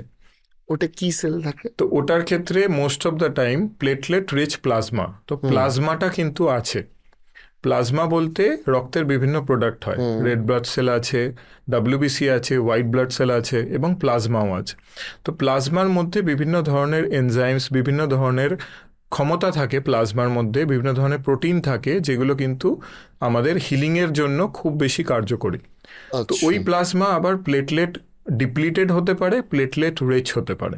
প্লেটলেট রিচটা হলো আমাদের পিআরপি নর্মালি যেটা আমরা দিয়ে থাকি, সেই ক্ষেত্রে ওটার আলাদা যেগুলো ফর্ম হয় সেই ক্ষেত্রে লিউকোসাইট রিচ বা লিউকোসাইট ডিপ্লিটেডও হতে পারে, মানে তার মধ্যে হোয়াইট ব্লাড সেলটা ধরুন কমিয়ে দিলাম আমরা বা হোয়াইট ব্লাড সেলটা বাড়িয়ে দিলাম। এগুলো কি করে হয়? যে স্পিডের তারতম্য? এগুলো স্পিডের তারতম্য। তাছাড়া আপনাদের ল্যাবে বিভিন্ন ধরনের টেকনিক্স থাকে যাতে আমরা এই সেলগুলোকে আলাদা করতে পারি। আচ্ছা। তো যেগুলো লিউকোসাইট রিচ পিআরপি সেইগুলো আমরা জেনারেলি দিলে কিছুটা হলেও ইনফ্লামেশন বেশি হবে। যদি লিউকোসাইট ডিপ্লিটেড, মানে হোয়াইট ব্লাড সেল আমাদের শরীরে জেনারেলি ফাইটিংটা করতে হেল্প করে, মানে শরীরে যে কোনো জায়গায় কেটে গেল, ছড়ে গেল, সবার আগে যারা আসবে সেন্ট্রি তারা হলো হোয়াইট ব্লাড সেল। এটা কিরকম যুদ্ধের মতো ব্যাপার থাকে। তো এটা যুদ্ধের মতোই ব্যাপার হিসাবে শরীর নেয়। তো যখন পিআরপিটা হাঁটুতে বা হেয়ার গ্রোথের জন্য দেয়া হয়, ওই জন্য দেখবেন অনেকের মাথা ওখানে চুলের কাছটা ফুলে গেছে বা হাঁটুটা ফুলে গেছে, কারণ শরীর ওটাকে যুদ্ধের মতোই ট্রিট করছে যে ফরেন বডি, কেউ একজন ফরেন কান্ট্রি ইনভেশন হয়ে গেছে, এবার ওকে কিভাবে আমাদের শেষ করতে হবে। এবার ও ওখানে পৌঁছাবে, দেখবে যে ও বাবা এ তো আমাদেরই লোক, তাহলে তারপরে ওকে অ্যাকসেপ্টও করে নেবে এবং তারপরে শরীর ওখানে হিলিং প্রসেসটা শুরু করে, যেটা আপনি জিজ্ঞেস করলেন। তো স্টেম সেলসে কিন্তু ওই জিনিসটা অতটা হয় না, কারণ স্টেম সেলসের যে কোনো জায়গায় স্টেম সেল কিন্তু বহুরূপীর মতো কাজ করে। মানে ও যেখানে আপনি দেবেন সেই রূপের কিন্তু ও চলে যাবে। এই ধরুন আপনি পডকাস্ট করছেন, বিভিন্ন রকমের ডক্টর, বিভিন্ন রকম অ্যাক্টর সবার সাথে কথা বলছেন, তো আপনি সবার সাথে আলাদাভাবে নিজের মতো একটা বানিয়ে নেন। কোনো অ্যাক্টরকে নিশ্চয়ই আপনি যুদ্ধের কথা বলবেন না, কোনো ডক্টরকে নিশ্চয়ই আপনি বলবেন না যে আপনি কিভাবে এই অভিনয়টা শিখলেন। তো আপনি নিজেকে চেঞ্জ করছেন, স্টেম সেলসের এই ক্যাপাসিটিটা আছে চেঞ্জ করার নিজেকে। এই স্টেম সেলটা কি করে তৈরি হয় আপনি যেটা বলছিলেন? স্টেম সেল জেনারেলি আমরা যেগুলো এখন ইনজেক্ট করে থাকি, মোস্ট অফ দ্য টাইম সেগুলো কিন্তু অন্য কোথাও থেকে ডিরাইভড। তো আমরা কোনো অ্যানিম্যালের থেকে বা কোনো লাইক হিউম্যান এমব্রায়ো থেকে, বা জেনারেলি আমরা মোস্ট অফ দ্য টাইমস এগুলো অ্যানিম্যালের কিছু প্রোডাক্ট থেকে ডিরাইভ করে আমরা কিন্তু এই টাইপের স্টেম সেলস তৈরি করে থাকি, যেটা হিউম্যানের ক্ষেত্রেও আগের থেকেই টাইমড অ্যান্ড টেস্টেড থাকে যে এটা কিন্তু হিউম্যানদের জন্য কোনো অসুবিধা হবে না। তো সেই টাইপের স্টেম সেলস আমরা ল্যাবে তৈরি করতে পারি, যেটার ইমিউনিটি শরীরের ইমিউনিটি অতটা ফাইট করবে না তার এগেনস্টে। তো সেই রকমের স্টেম সেলস তখন আমরা যে কোনো জায়গায় ইনজেক্ট করে আমরা সেটা রিপেয়ারের দিকে হেল্প করতে পেতে পারি। কোনটা বেশি এফেক্টিভ হয়, পিআরপি না স্টেম সেল? এটা খুবই ডিফিকাল্ট কোশ্চেন। বিভিন্ন রকমের বিভিন্ন প্লেটে বিভিন্ন রকমের জিনিস আর কি কাজ করে।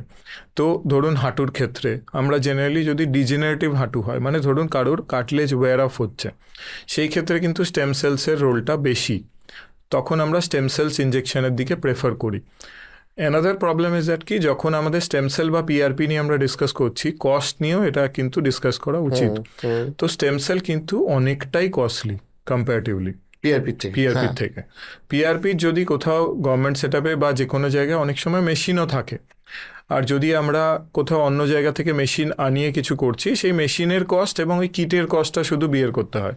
আলটিমেটলি তো আপনার ব্লাড নিয়ে আমরা করছি, তো ব্লাডের তো দিতে কোনো খরচা হচ্ছে না, ওই যে জিনিসটা দিয়ে আমরা তৈরি করছি ওইটার খরচাটা শুধু থাকে। আপনারই ফ্লুইড। এক্স্যাক্টলি। কিন্তু স্টেম সেলে আপনার সেটা মাল্টিপল লেভেলস থেকে তৈরি হচ্ছে, হয়তো পুনের কোনো ল্যাব বা কলকাতার কোনো ল্যাব থেকে ওটা তৈরি হলো, তৈরি হওয়ার পর সেটা মাল্টিপল ট্রায়ালসের থ্রু দিয়ে গেছে যে ওটা হিউম্যান বডির জন্য ঠিক আছে কি নেই, ওটা প্যাকেজিং হয়েছে, ওটা মার্কেটিং হয়েছে, ওটার ধরুন তৈরি করতে গেলে যে আগের থেকে ট্রায়ালস হয়েছে, বা ওটা তৈরি করার যে ল্যাবে ওটা তৈরি করতে হবে, বা ওই যে মেশিন যেটাতে ওটা তৈরি হচ্ছে, সেগুলো কোটি কোটি টাকার ব্যাপার, অনেক কস্টলি। তো ওই জন্যেই স্টেম সেলসের কস্টটা কিন্তু অনেকটাই বেশি হয়। পিআরপি যেটা বলছিলেন এটার কি, মানে আপনি অলরেডি 2-3 প্রকারের পিআরপি বললেন, যে ওখানে কি এরকম ফ্যাক্টর থাকে যে একটা নর্মাল পিআরপি বা তার সাথে গ্রোথ পিআরপি, এরকম কোনো ফ্যাক্টর কি থাকে পিআরপির ক্ষেত্রে? তো জেনারেলি পিআরপি মিনস কি ওটাতে একটা গ্রোথের পোটেনশিয়াল থাকবেই। তো এবার ডিপেন্ড করছে যে আমরা কত অ্যামাউন্টে কি টাইপের পিআরপি কোথায় ইনজেক্ট করব। তো যেমন আমি বললাম লিউকোসাইট ডিপ্লিটেড বা লিউকোসাইট রিচ, মানে যেটা আর কি বেশি ইনফ্লামেশন দিতে পারে, সেইটা আমরা সেরকম জায়গায় দেবই না যেখানে আমাদের ইনফ্লামেশন হলে প্রবলেম বেশি হবে। তো সেই ক্ষেত্রে আমরা ওই অনুযায়ী ইন্ডিকেশনটাকে ডিফার করে নিই, তো সেই অনুযায়ী আমরা পিআরপিটাকে নির্দিষ্ট জায়গায় ইউজ করতে পারি। এগেন আর একটা কথা এটাতে, যে ধরুন কোথাও টেন্ডিনাইটিস, মানে টেন্ডিনাইটিস কথার অর্থ কোনো একটা টেন্ডন, মানে মাসেল টেন্ডনে রূপান্তরিত হওয়ার পর বোনে গিয়ে অ্যাটাচ হয়, হাড়ে গিয়ে অ্যাটাচ হয়। তো এই টেন্ডনের অনেক সময় রিপিটেটিভ ইউজ, এই যে আমরা পাটা মুড়ে বসে আছি বা অনেকক্ষণ দাঁড়িয়ে দাঁড়িয়ে কোথাও কাজ করছি, কেউ সেলসের কাজ করছে বা কেউ দাঁড়িয়ে অনেকক্ষণ ধরে কোনো একটা জবে তাকে দাঁড়াতেই হয়, তো পায়ের কাফ মাসেলস বা কাফের টেন্ডনগুলো কিন্তু রিপিটেটিভ ইউজ হয় তাদের ক্ষেত্রে, একটা পজিশনে থেকে থেকে তাদের ওটা ফেটিগ হয়ে যাওয়ার চান্স থাকে। অনেকে অনেক রাস্তা চলতে হয়, তাদের চলতে চলতে ধরুন তাদের টেন্ডো অ্যাকিলিস বা পায়ের হিলের কাছে যে টেন্ডনটা, ওইখানটা হিলের কাছে একটা ক্রনিক পেন থেকে যায়। তো এই টেন্ডো অ্যাকিলিস, টেন্ডিনাইটিস বা এই টাইপের টেন্ডিনোপ্যাথি, এই টাইপের টার্মসগুলো যখন ইউজ হয়, তাতেও কিন্তু পিআরপির রোল কিন্তু অনেকটা আছে। সেখানেও পুশ করলে, হ্যাঁ সেখানেও পুশ করলে কিন্তু ওই টেন্ডনটা যেটা হয়তো এখনো টিয়ার হয়নি, এখনো ছিঁড়ে যায়নি, সেটাতে কিন্তু কমপ্লিট হিলিং এর একটা চান্স পাওয়া যায়। আমি আরেকটা সমস্যায় আসি, সেটা হচ্ছে যে হাঁটুর পরেই আমার মনে হয় যে আমি ব্যক্তিগতভাবে বেশিরভাগ লোককে যেখানে দেখেছি পা মুচকে যাওয়া, এটা প্লেয়ারদের ক্ষেত্রেও হয়, প্লেয়ারদের না মানে যারা প্লেয়ার নয় তাদের ক্ষেত্রেও হয়। এই মানে আমি খুব সহজ করেই বলছি যে এই যে ধরুন পা মুচকে যাওয়া, মানে পায়ে ইনজিওর্ড হওয়া গোড়ালির কাছে, এর শুরুর দিকে কি কি করা উচিত?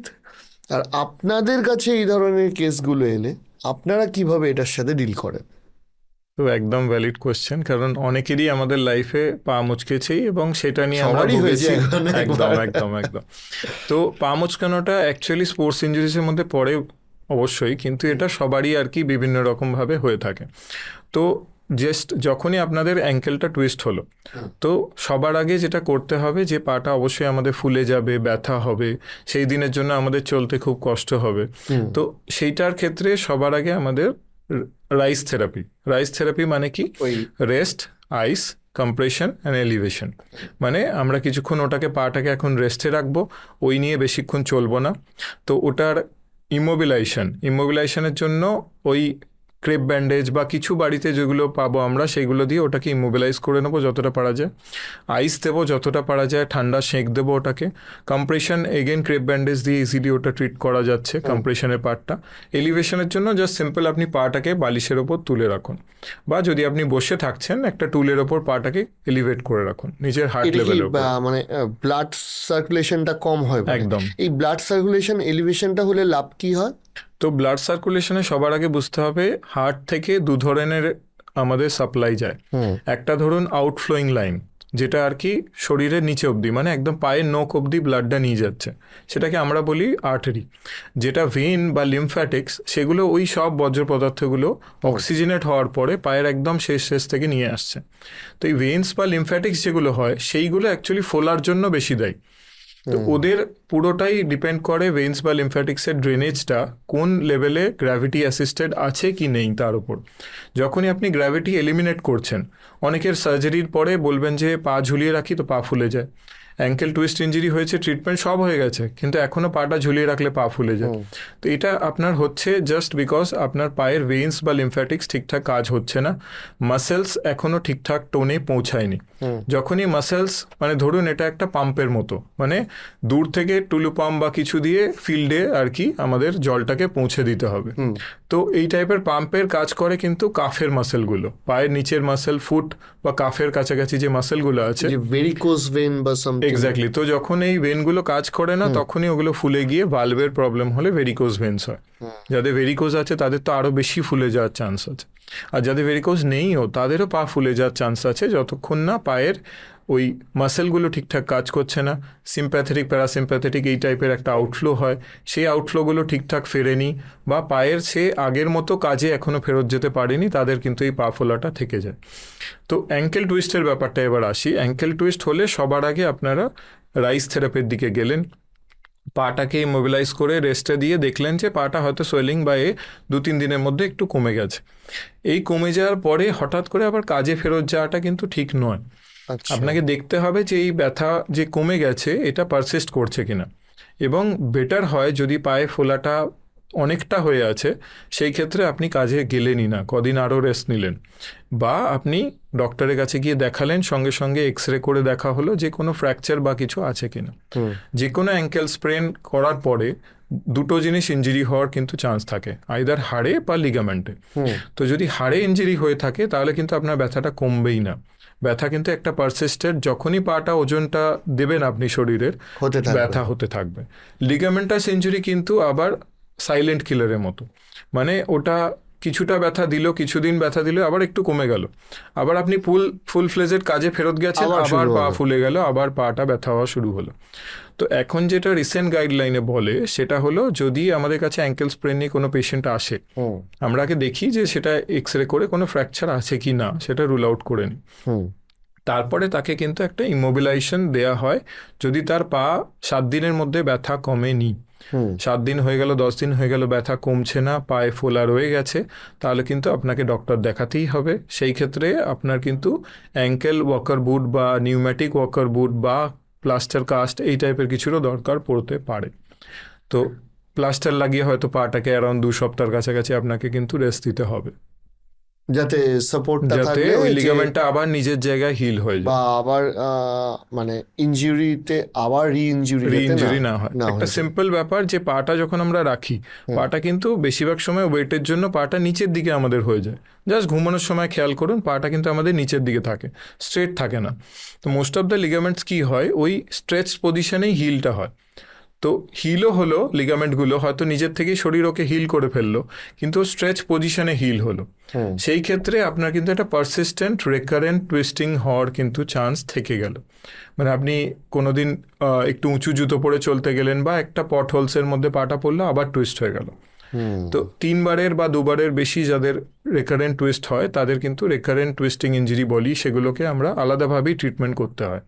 সেই ক্ষেত্রে এমআরআই করে দেখা উচিত যে লিগামেন্ট কোনটা কতটা ইনজুরি হয়েছে, এবং তার প্রপার ট্রিটমেন্টের দিকে আমাদের যেতে হয়। আমি কয়েকটা সিম্পল কোশ্চেন আপনাকে জিজ্ঞেস করছি, সেটা হচ্ছে এক হচ্ছে এই যে ধরুন কোনো জায়গায় লেগে গেলে কালশিটা বলে, যেটাকে কালো হয়ে যায় জায়গাটাকে, এইটা কেন হয়? তো এটা প্রপার আমাদের যখন যে কোনো প্লেয়ার বা যা কারোরই অনেক সময়ই হয়ে থাকে, সবারই আর কি আমরা দেখেছি অনেক সময় কালশিটে হয়ে গেল। কালশিটে হওয়ার কারণ হলো যে আমাদের স্কিনের নিচে সাবকিউটিনাস একটা ফ্যাটি লেয়ার আছে, মানে একটা ফ্যাটের লেয়ার থাকে যার মধ্যে কিন্তু ব্লাডটা অনেকটা জায়গা পায় জমার। তো যখনই কোনো ইনজুরি হয় আমাদের একটা ওখানে ব্লিডিং হয়, আইদার ফ্রম ক্যাপিলারি মানে ছোট ছোট রক্তজালিকা থেকে বা ভেন থেকে। ওখানের ওই ব্লাডটা কিন্তু অ্যাকুমুলেট হয়ে যাওয়ার পরে ওইখানেই স্টপ হয়ে যায়, মানে একটা লেভেল অবধি অ্যাকুমুলেশন হলো, জল জমতে পারলো বা ব্লাড জমতে পারলো, তারপরে ওখানেই ওটা থেমে যায়, আর ওটা স্কিনের উপর থেকে একটা নীলচে ভাব হিসাবে থেকে যায়। এই নীলচে ভাবটা নিয়ে একদম ভয় পাওয়ার কিছু নেই, কারণ ওখানে ব্লাড অলরেডি স্টপ হয়ে গেছে। তো ওই নীলচে ভাবটার ওপর যদি আপনি বরফ সেঁক দেন, ধীরে ধীরে করে ব্যথা বা সোয়েলিং যেটা আছে ওটা কমবে। বিভিন্ন ধরনের অয়েনমেন্ট আসে যেগুলো আমরা দিতে বলি, থ্রম্বোপপ বা এই জাতীয় অয়েনমেন্ট দিয়ে ওই নীলচে ভাবটা ধীরে ধীরে করে ওই ভেনাস কনজেশন বা ওই রক্তজালিকা যেটা কনজেস্ট হয়ে গেছে ওই জায়গাটায়, ওটা রক্তটা ধীরে ধীরে করে শরীরের মধ্যেই আবার অ্যাবজর্ব হয়ে যায়। তো কালশিটে নিয়ে একদমই টেনশন নেওয়ার কিছু নেই। টাইমের সাথে সাথে শুরুর দিকে অনেক সময় কালশিটে যখন পড়ে কালারটা কিন্তু নেক্সট দিন আরও ডার্কার লাগে, আর মনে হয় বাবা এটা তো আরও বেড়ে গেল। তো ওটা কিন্তু যখনই আপনি রেস্ট দেবেন, আইস দেবেন, ওটা থ্রম্বোপপ বা এই জাতীয় জেল দেবেন, ওটা ধীরে ধীরে পাতলা হয়ে ওটা কিন্তু স্কিনের আবার আগের কালারে ফেরত চলে আসবে। চলে যায়। সেকেন্ড, সেটা হচ্ছে যে আপনি মানে আমরা অনেক ক্ষেত্রে শুনি যে ফ্রোজেন শোল্ডার হয়ে গেছে, যে হাত আর উঠছে না। এই আমি দেখেছি যে বহু বাড়িতে মহিলাদেরও এই সমস্যাটা হয়, যারা হয়তো দূরদূরতা খেলাধুলা করেনও না। এই ফ্রোজেন শোল্ডার বিষয়টা কি, যে কারণে হাত উঠতে চায় না, এবং এটা থেকে মুক্তির উপায় কি? তো ফ্রোজেন শোল্ডার একটা খুবই রেলিভেন্ট টপিক এই জন্যে, কারণ ফ্রোজেন শোল্ডারের বেশিরভাগ সময় মিসডায়াগনোস হয়ে থাকে। ফ্রোজেন শোল্ডার তখনই আমরা বলবো যখন আপনার কাঁধ আপনি নিজে থেকেও তুলতে পারছেন না, এবং বাড়ির আপনার ওয়াইফ বা কেউ আপনার হাতটা যদি চেষ্টা করে সে হয়তো তুলে দিল, তখন কিন্তু সেটা ফ্রোজেন শোল্ডার নয়। যদি ফ্রোজেন শোল্ডার হয় তাহলে কিন্তু কাঁধটা একটা পজিশনেই আটকে থাকবে, তার মানে অ্যাক্টিভলিও তুলতে পারছেন না, প্যাসিভলিও অন্য কেউ কিন্তু তুলতে ওটা পারবে না, তখনই ওটা ফ্রোজেন শোল্ডার হয়েছে। তো সেই ক্ষেত্রে যদি ফ্রোজেন শোল্ডারের ট্রিটমেন্ট নিয়ে আমরা বলি, ফ্রোজেন শোল্ডারের থেকে অনেক অনেক বেশি কমন হয় কাঁধের মাসেল টিয়ার্স বা কাঁধের ইমপিঞ্জমেন্ট, এই টাইপের ট্রিটমেন্ট, এই টাইপের প্রবলেমগুলো। তো এরকম কিছু কিছু আমরা স্টাডি করেও দেখেছি যেগুলোতে যদি প্লেন 60 বছরের কাছাকাছি যে কোনো যারা পেশেন্টরা কাঁধের প্রবলেম নিয়ে আসেনি, তাদের যদি আমরা আল্ট্রাসাউন্ড করে বা এমআরআই করে যদি দেখি, তাদের কিন্তু কাঁধে মাসেল টিয়ারটা অলমোস্ট 50-60% কেসেসে অ্যাসিমটোমেটিক হয়ে আছে, তাদের মাসেল টিয়ার অলরেডি হয়েই আছে। তো মাসেল টিয়ারটা এতটা কমন, ইনজুরি রয়েছে, এক্স্যাক্টলি তাদের ইনজুরি হয়েছে, সেটা হয়তো সেগুলো তারা বিভিন্ন কারণে এই সাবান কাচতে গিয়ে বা রান্না করতে গিয়ে হয়। আচ্ছা, তো কিছু একটা ভারী ওজন তুললাম, বা ছেলে নিজের গ্র্যান্ড প্যারেন্টসদের মানে নিয়ে এসছে, গ্র্যান্ড চিলড্রেনদের নিয়ে এসছে, গ্র্যান্ড চিলড্রেনকে কোলে তুললাম, যেই হঠাৎ করে তুললাম আইদার ব্যাকে বা কাঁধে হঠাৎ করে চোট লাগে, এবার ওই পেনটা কিন্তু পারসিস্টেন্ট অনেক সময় থেকে যায়। আমরা ওটাকে নেগলেক্ট করে যে একটু আইস দিলাম বা মলম লাগালাম কিছু ব্যথার, ওই দিয়ে কমে গেল, ওইটা আবার ঘুরে ফিরে ঠিক আবার একটা ব্যথা নিয়ে ফেরত আসতে থাকে। তো এটাকে বলে রোটেটর কাফ টিয়ার। এই টাইপের ব্যাপারটা কিন্তু ফ্রোজেন শোল্ডার থেকে বেশি কমন হয় মোস্ট অফ দ্য টাইম। তো এই মাসেল টিয়ারটা আরও বেশি প্রবলেম্যাটিক দ্যান ফ্রোজেন শোল্ডার। কেন? কারণ ফ্রোজেন শোল্ডার সেলফ লিমিটিং, ওটা কিন্তু নিজের থেকে যদি কিছু নাও করা হয়, ফ্রোজেন শোল্ডার কিন্তু টাইমের সাথে সাথে নিজের থেকে ঠিক হতে পারে। আচ্ছা, কিন্তু ফ্রোজেন শোল্ডার কেন হয়? তো ফ্রোজেন শোল্ডারের অর্থ হলো যে একটা জাস্ট ব্যাগ মতো কল্পনা করুন, যে আমরা শার্টটা পরে আছি, এই শার্টটা লুজ অ্যান্ড ল্যাক্স শার্ট। তো শোল্ডারের এরকম একটা লুজ অ্যান্ড ল্যাক্স, মানে প্রত্যেকটা জয়েন্টেরই একটা ক্যাপসুল বলে একটা জিনিস হয়, যেটা একটা কাভারিং মতো, শার্টের মতো। তো এই শার্টটা ধরুন অনেক দিন ধরে পুরনো হয়ে গেছে, ক্রিম্প হয়ে গেছে, মানে কোনো একটা জায়গা টাইট হয়ে গেল, মানে এরিয়াটা ধরুন একদম ন্যারো হয়ে গেছে বা থিক হয়ে গেছে। তো সেটা হয় কি করে, এই প্রত্যেকটা ক্যাপসুলে কোলাজেন বলে একটা জিনিস থাকে। এই কোলাজেন জিনিসটা কারোর ডায়াবেটিস, কারোর থাইরয়েড, এগুলো হলে কোলাজেনগুলো একটু গ্লুকোজ দিয়ে পরিবর্তন হয়ে যায় ওর। ওই কোলাজেনটা কিন্তু অনেকটা টাফার দেন নর্মাল মাসেল টিস্যু। তো ওই কোলাজেনটা অ্যাকচুয়ালি কাঁধটাকে স্টিফ হতে অনেক হেল্প করে। তো তাদের ধীরে ধীরে করে কাঁধে যদি একটা পজিশনে তারা বেশিরভাগ রেখে দেয়, তাহলে কিন্তু কাঁধ স্টিফ হওয়ার খুব বেশি চান্স। তো এই ক্ষেত্রে সবচেয়ে বেশি ইম্পর্ট্যান্ট একটা কোশ্চেন আপনাকে বলছি, কতবার আমরা দিনের মধ্যে হাতটাকে পুরো 360 ডিগ্রি উপর অব্দি কাঁধের কাজটা করি। মানে কাঁধের এই উপর অব্দি মোশনটা বেশিরভাগ সময় আমরা ইউজই করি না। এই যে আমাদের ভগবান দিয়েছে যে এতটা কাঁধের যে সুযোগটা দিয়েছে কাঁধটা পুরোটা উপর অব্দি করা, বেশিরভাগ সময় আমরা কাঁধে নিচে করেই কাজ চালিয়ে যাই। কাঁধে ব্যথা যদি উপরে তুলে কারোর ব্যথা হয়, প্রবলেম কি আছে, নিচে করে কাজটা চালিয়ে নিই, নিচে করে তো বেশিরভাগই কাজ আমাদের হয়ে যাচ্ছে। তো এই প্রবলেমটা পারসিস্ট করাটাও কিন্তু আমাদের ফ্রোজেন শোল্ডারে একটা কারণ, যে আমরা পুরোটা ক্যাপসুলটাকে স্ট্রেচ করছি না, মাসেলটাকে স্ট্রেচ করছি না। সেটাই ধীরে ধীরে করে কোনো একটা ছোট ইনজুরি, যেটা আমি একটু আগে বললাম, যে কারোর ধরুন কাঁধের এখানটায় ইম্পিঞ্জমেন্ট বা মাসেল টিয়ার হয়েছে, সেই কাঁধটা ইউজ না করে করে ফ্রোজেন শোল্ডারের দিকে চলে যেতে পারে। এগুলোকে বলে সেকেন্ডারি ফ্রোজেন শোল্ডার, যেগুলো অন্য কারণের জন্য ফ্রোজেন শোল্ডার তার হয়ে গেছে, জাস্ট কাঁধটাকে ঠিকঠাকভাবে ইউজ না করার জন্য। একদম। তো এবার আসি এটা ট্রিটমেন্টে। তো ট্রিটমেন্টটা যেমন বললাম ইউজুয়ালি সেলফ লিমিটিং, নিজের থেকেই ঠিক হয়। এর ফেজ হয়, প্রথমে একটা ফেজে যেটা আর কি পুরো স্টিকিনেস হয়ে যায় ওখানটা, মানে কাঁধটা পুরো স্টিফ হয়ে যায়। তারপরে ধীরে ধীরে একটু আধটু মুভমেন্ট করতে পারবেন, তারপরে পুরো ফ্রি হয়ে গেল। এবার ডায়াবেটিসদের বারবার এই স্টেজগুলো রিপিট হতে থাকে, তারা বারবার ভুগতে থাকে ফ্রোজেন শোল্ডারে, মানে যদি যাদের ডায়াবেটিস থাকে। একদম। তো এই ক্ষেত্রে তাদের সুগার কন্ট্রোলটা খুব বেশি জরুরি। যদি ফ্রোজেন শোল্ডারে তারা ট্রিটমেন্ট করতে চায়, তাদের ইনজেকশনও যদি দেওয়া হয় ফ্রোজেন শোল্ডারের জন্য বা যে কোনো ট্রিটমেন্ট করা হয়, আবার তাদের ফেরত আসার কিন্তু চান্স আছে। ডায়াবেটিক পেশেন্ট যদি হয় সেক্ষেত্রে কি শুধু ফ্রোজেন শোল্ডার, নাকি যে কোনো মাসেলেই স্টিফনেসটা বেড়ে যাবে? তো যে কোনো মাসেলেই তাদের কিন্তু কোলাজেন যেখানেই আছে, তাদের কিন্তু গ্লাইকোসাইলেটেড কোলাজেন তৈরি হচ্ছে, তাদের ওই কোলাজেনটা স্টিফ হচ্ছে অটোমেটিক্যালি। ওই জন্য তাদের একটা ইনজুরি বা নয়িং পেন হওয়ার একটা টেন্ডেন্সি থাকে। তাদের এই যে আমরা বলি টেনিস এলবো হয়েছে, রিস্টে পেন হয়েছে, কার্পাল টানেল হয়েছে, এই টাইপের বিভিন্ন প্রবলেম যেগুলো আমরা স্পোর্টস ইনজুরিতে নর্মালি ধরে রাখি, এই টাইপের প্রবলেমগুলো তাদের পারসিস্টেন্ট হয়ে থাকে। এবার ফ্রোজেন শোল্ডারে ধরুন কাদের রেস্ট করে তাদের ট্রিটমেন্ট প্রথমটা শুরু হয়, যে রেস্ট একটু ইমোবিলাইজেশনে রাখা হলো এবং তার সাথে ওষুধ দেওয়া হলো যাতে ব্যথাটা কম হয়, কারণ খুব বেশি ব্যথা হয় প্রথম স্টেজে। তো সেই ব্যথাটা কম করার জন্য আমরা জেনারেলি ট্রিটমেন্ট করি, যাতে ফিজিওথেরাপিরও অনেকটা রোল থাকে। ফিজিওথেরাপি করে যে ব্যথাটা কম হলো, তারপরে আমরা ওই মাসেলটাকে এবার অ্যাক্টিভ করার চেষ্টা করি, ক্যাপসুলটাকে স্ট্রেচ করার চেষ্টা করি যতটা পারা যায়, বিভিন্ন ধরনের পেন্ডুলার, ওয়াল ক্রল, এই টাইপের স্ট্রেচিং এক্সারসাইজের দিকে আমরা যাই, আমি দেখেছি একদম। এবার তারপরে স্টেজ হলো ওই মাসেলটা স্ট্রেনদেনও করা, যেটা আমরা থেরাব্যান্ড বা বিভিন্ন রকম ব্যান্ড দিয়ে স্ট্রেচিং এর কথাটা বলে থাকি। আচ্ছা, অনেকে দেখেছি আল্ট্রাসাউন্ড থেরাপি করে, সেটা কি এফেক্টিভ? সেটা এফেক্টিভ। তো ফ্রোজেন শোল্ডার যখন হয়ে গেল, তাদের জেনারেলি ট্রিটমেন্টটা হয় 3টে ফেজে। তো যখন পেইনফুল আছে, তাদের জেনারেলি আমরা ওষুধের দ্বারা, ফিজিক্যাল থেরাপি বা আল্ট্রাসনিক থেরাপি যেটা আপনি বললেন, এই টাইপের ট্রিটমেন্ট দিয়ে তাদের পেইনটা প্রথমে কম করা হয়। তারপরে তারা স্ট্রেচিং এক্সারসাইজ বা বিভিন্ন ধরনের পেন্ডুলার, ওয়াল ক্রলস, এই টাইপের এক্সারসাইজের দ্বারা তারা মাসেল স্ট্রেংথ এবং ক্যাপসুল স্ট্রেচিং এক্সারসাইজ কিন্তু তারা করে।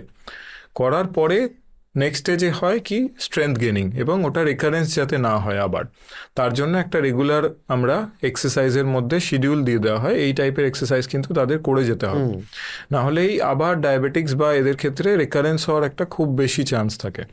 অ্যাডভান্স কেসেসে কখনো কখনো ইঞ্জেকশনের দিকে আমাদের যেতে হয়, বা ইভেন মাইক্রো সার্জারির দিকেও কিন্তু ফ্রোজেন শোল্ডারের জন্য যেতে হতে পারে, যদি প্রচণ্ড মানে ব্যথা হতে থাকছে এবং অন্যান্য ট্রিটমেন্ট কিন্তু কাজ করছে না, এবং তার সাথে ফ্রোজেন শোল্ডারের সাথে অন্য মাসেল টিয়ার বা কিছু হয়ে আছে, যার ক্ষেত্রে ধরুন মাসেলটা এতটাই টিয়ার আছে, সেটা যদি ট্রিট না করা হয় সার্জারির দ্বারা, সেটা আবার ফ্রোজেন শোল্ডারে পরে আবার রিকারেন্স হওয়ার চান্স থাকে। সেই ক্ষেত্রে একটা মাইক্রো সার্জারি ডেফিনেটিভ রোল থাকে এন্ড স্টেজে।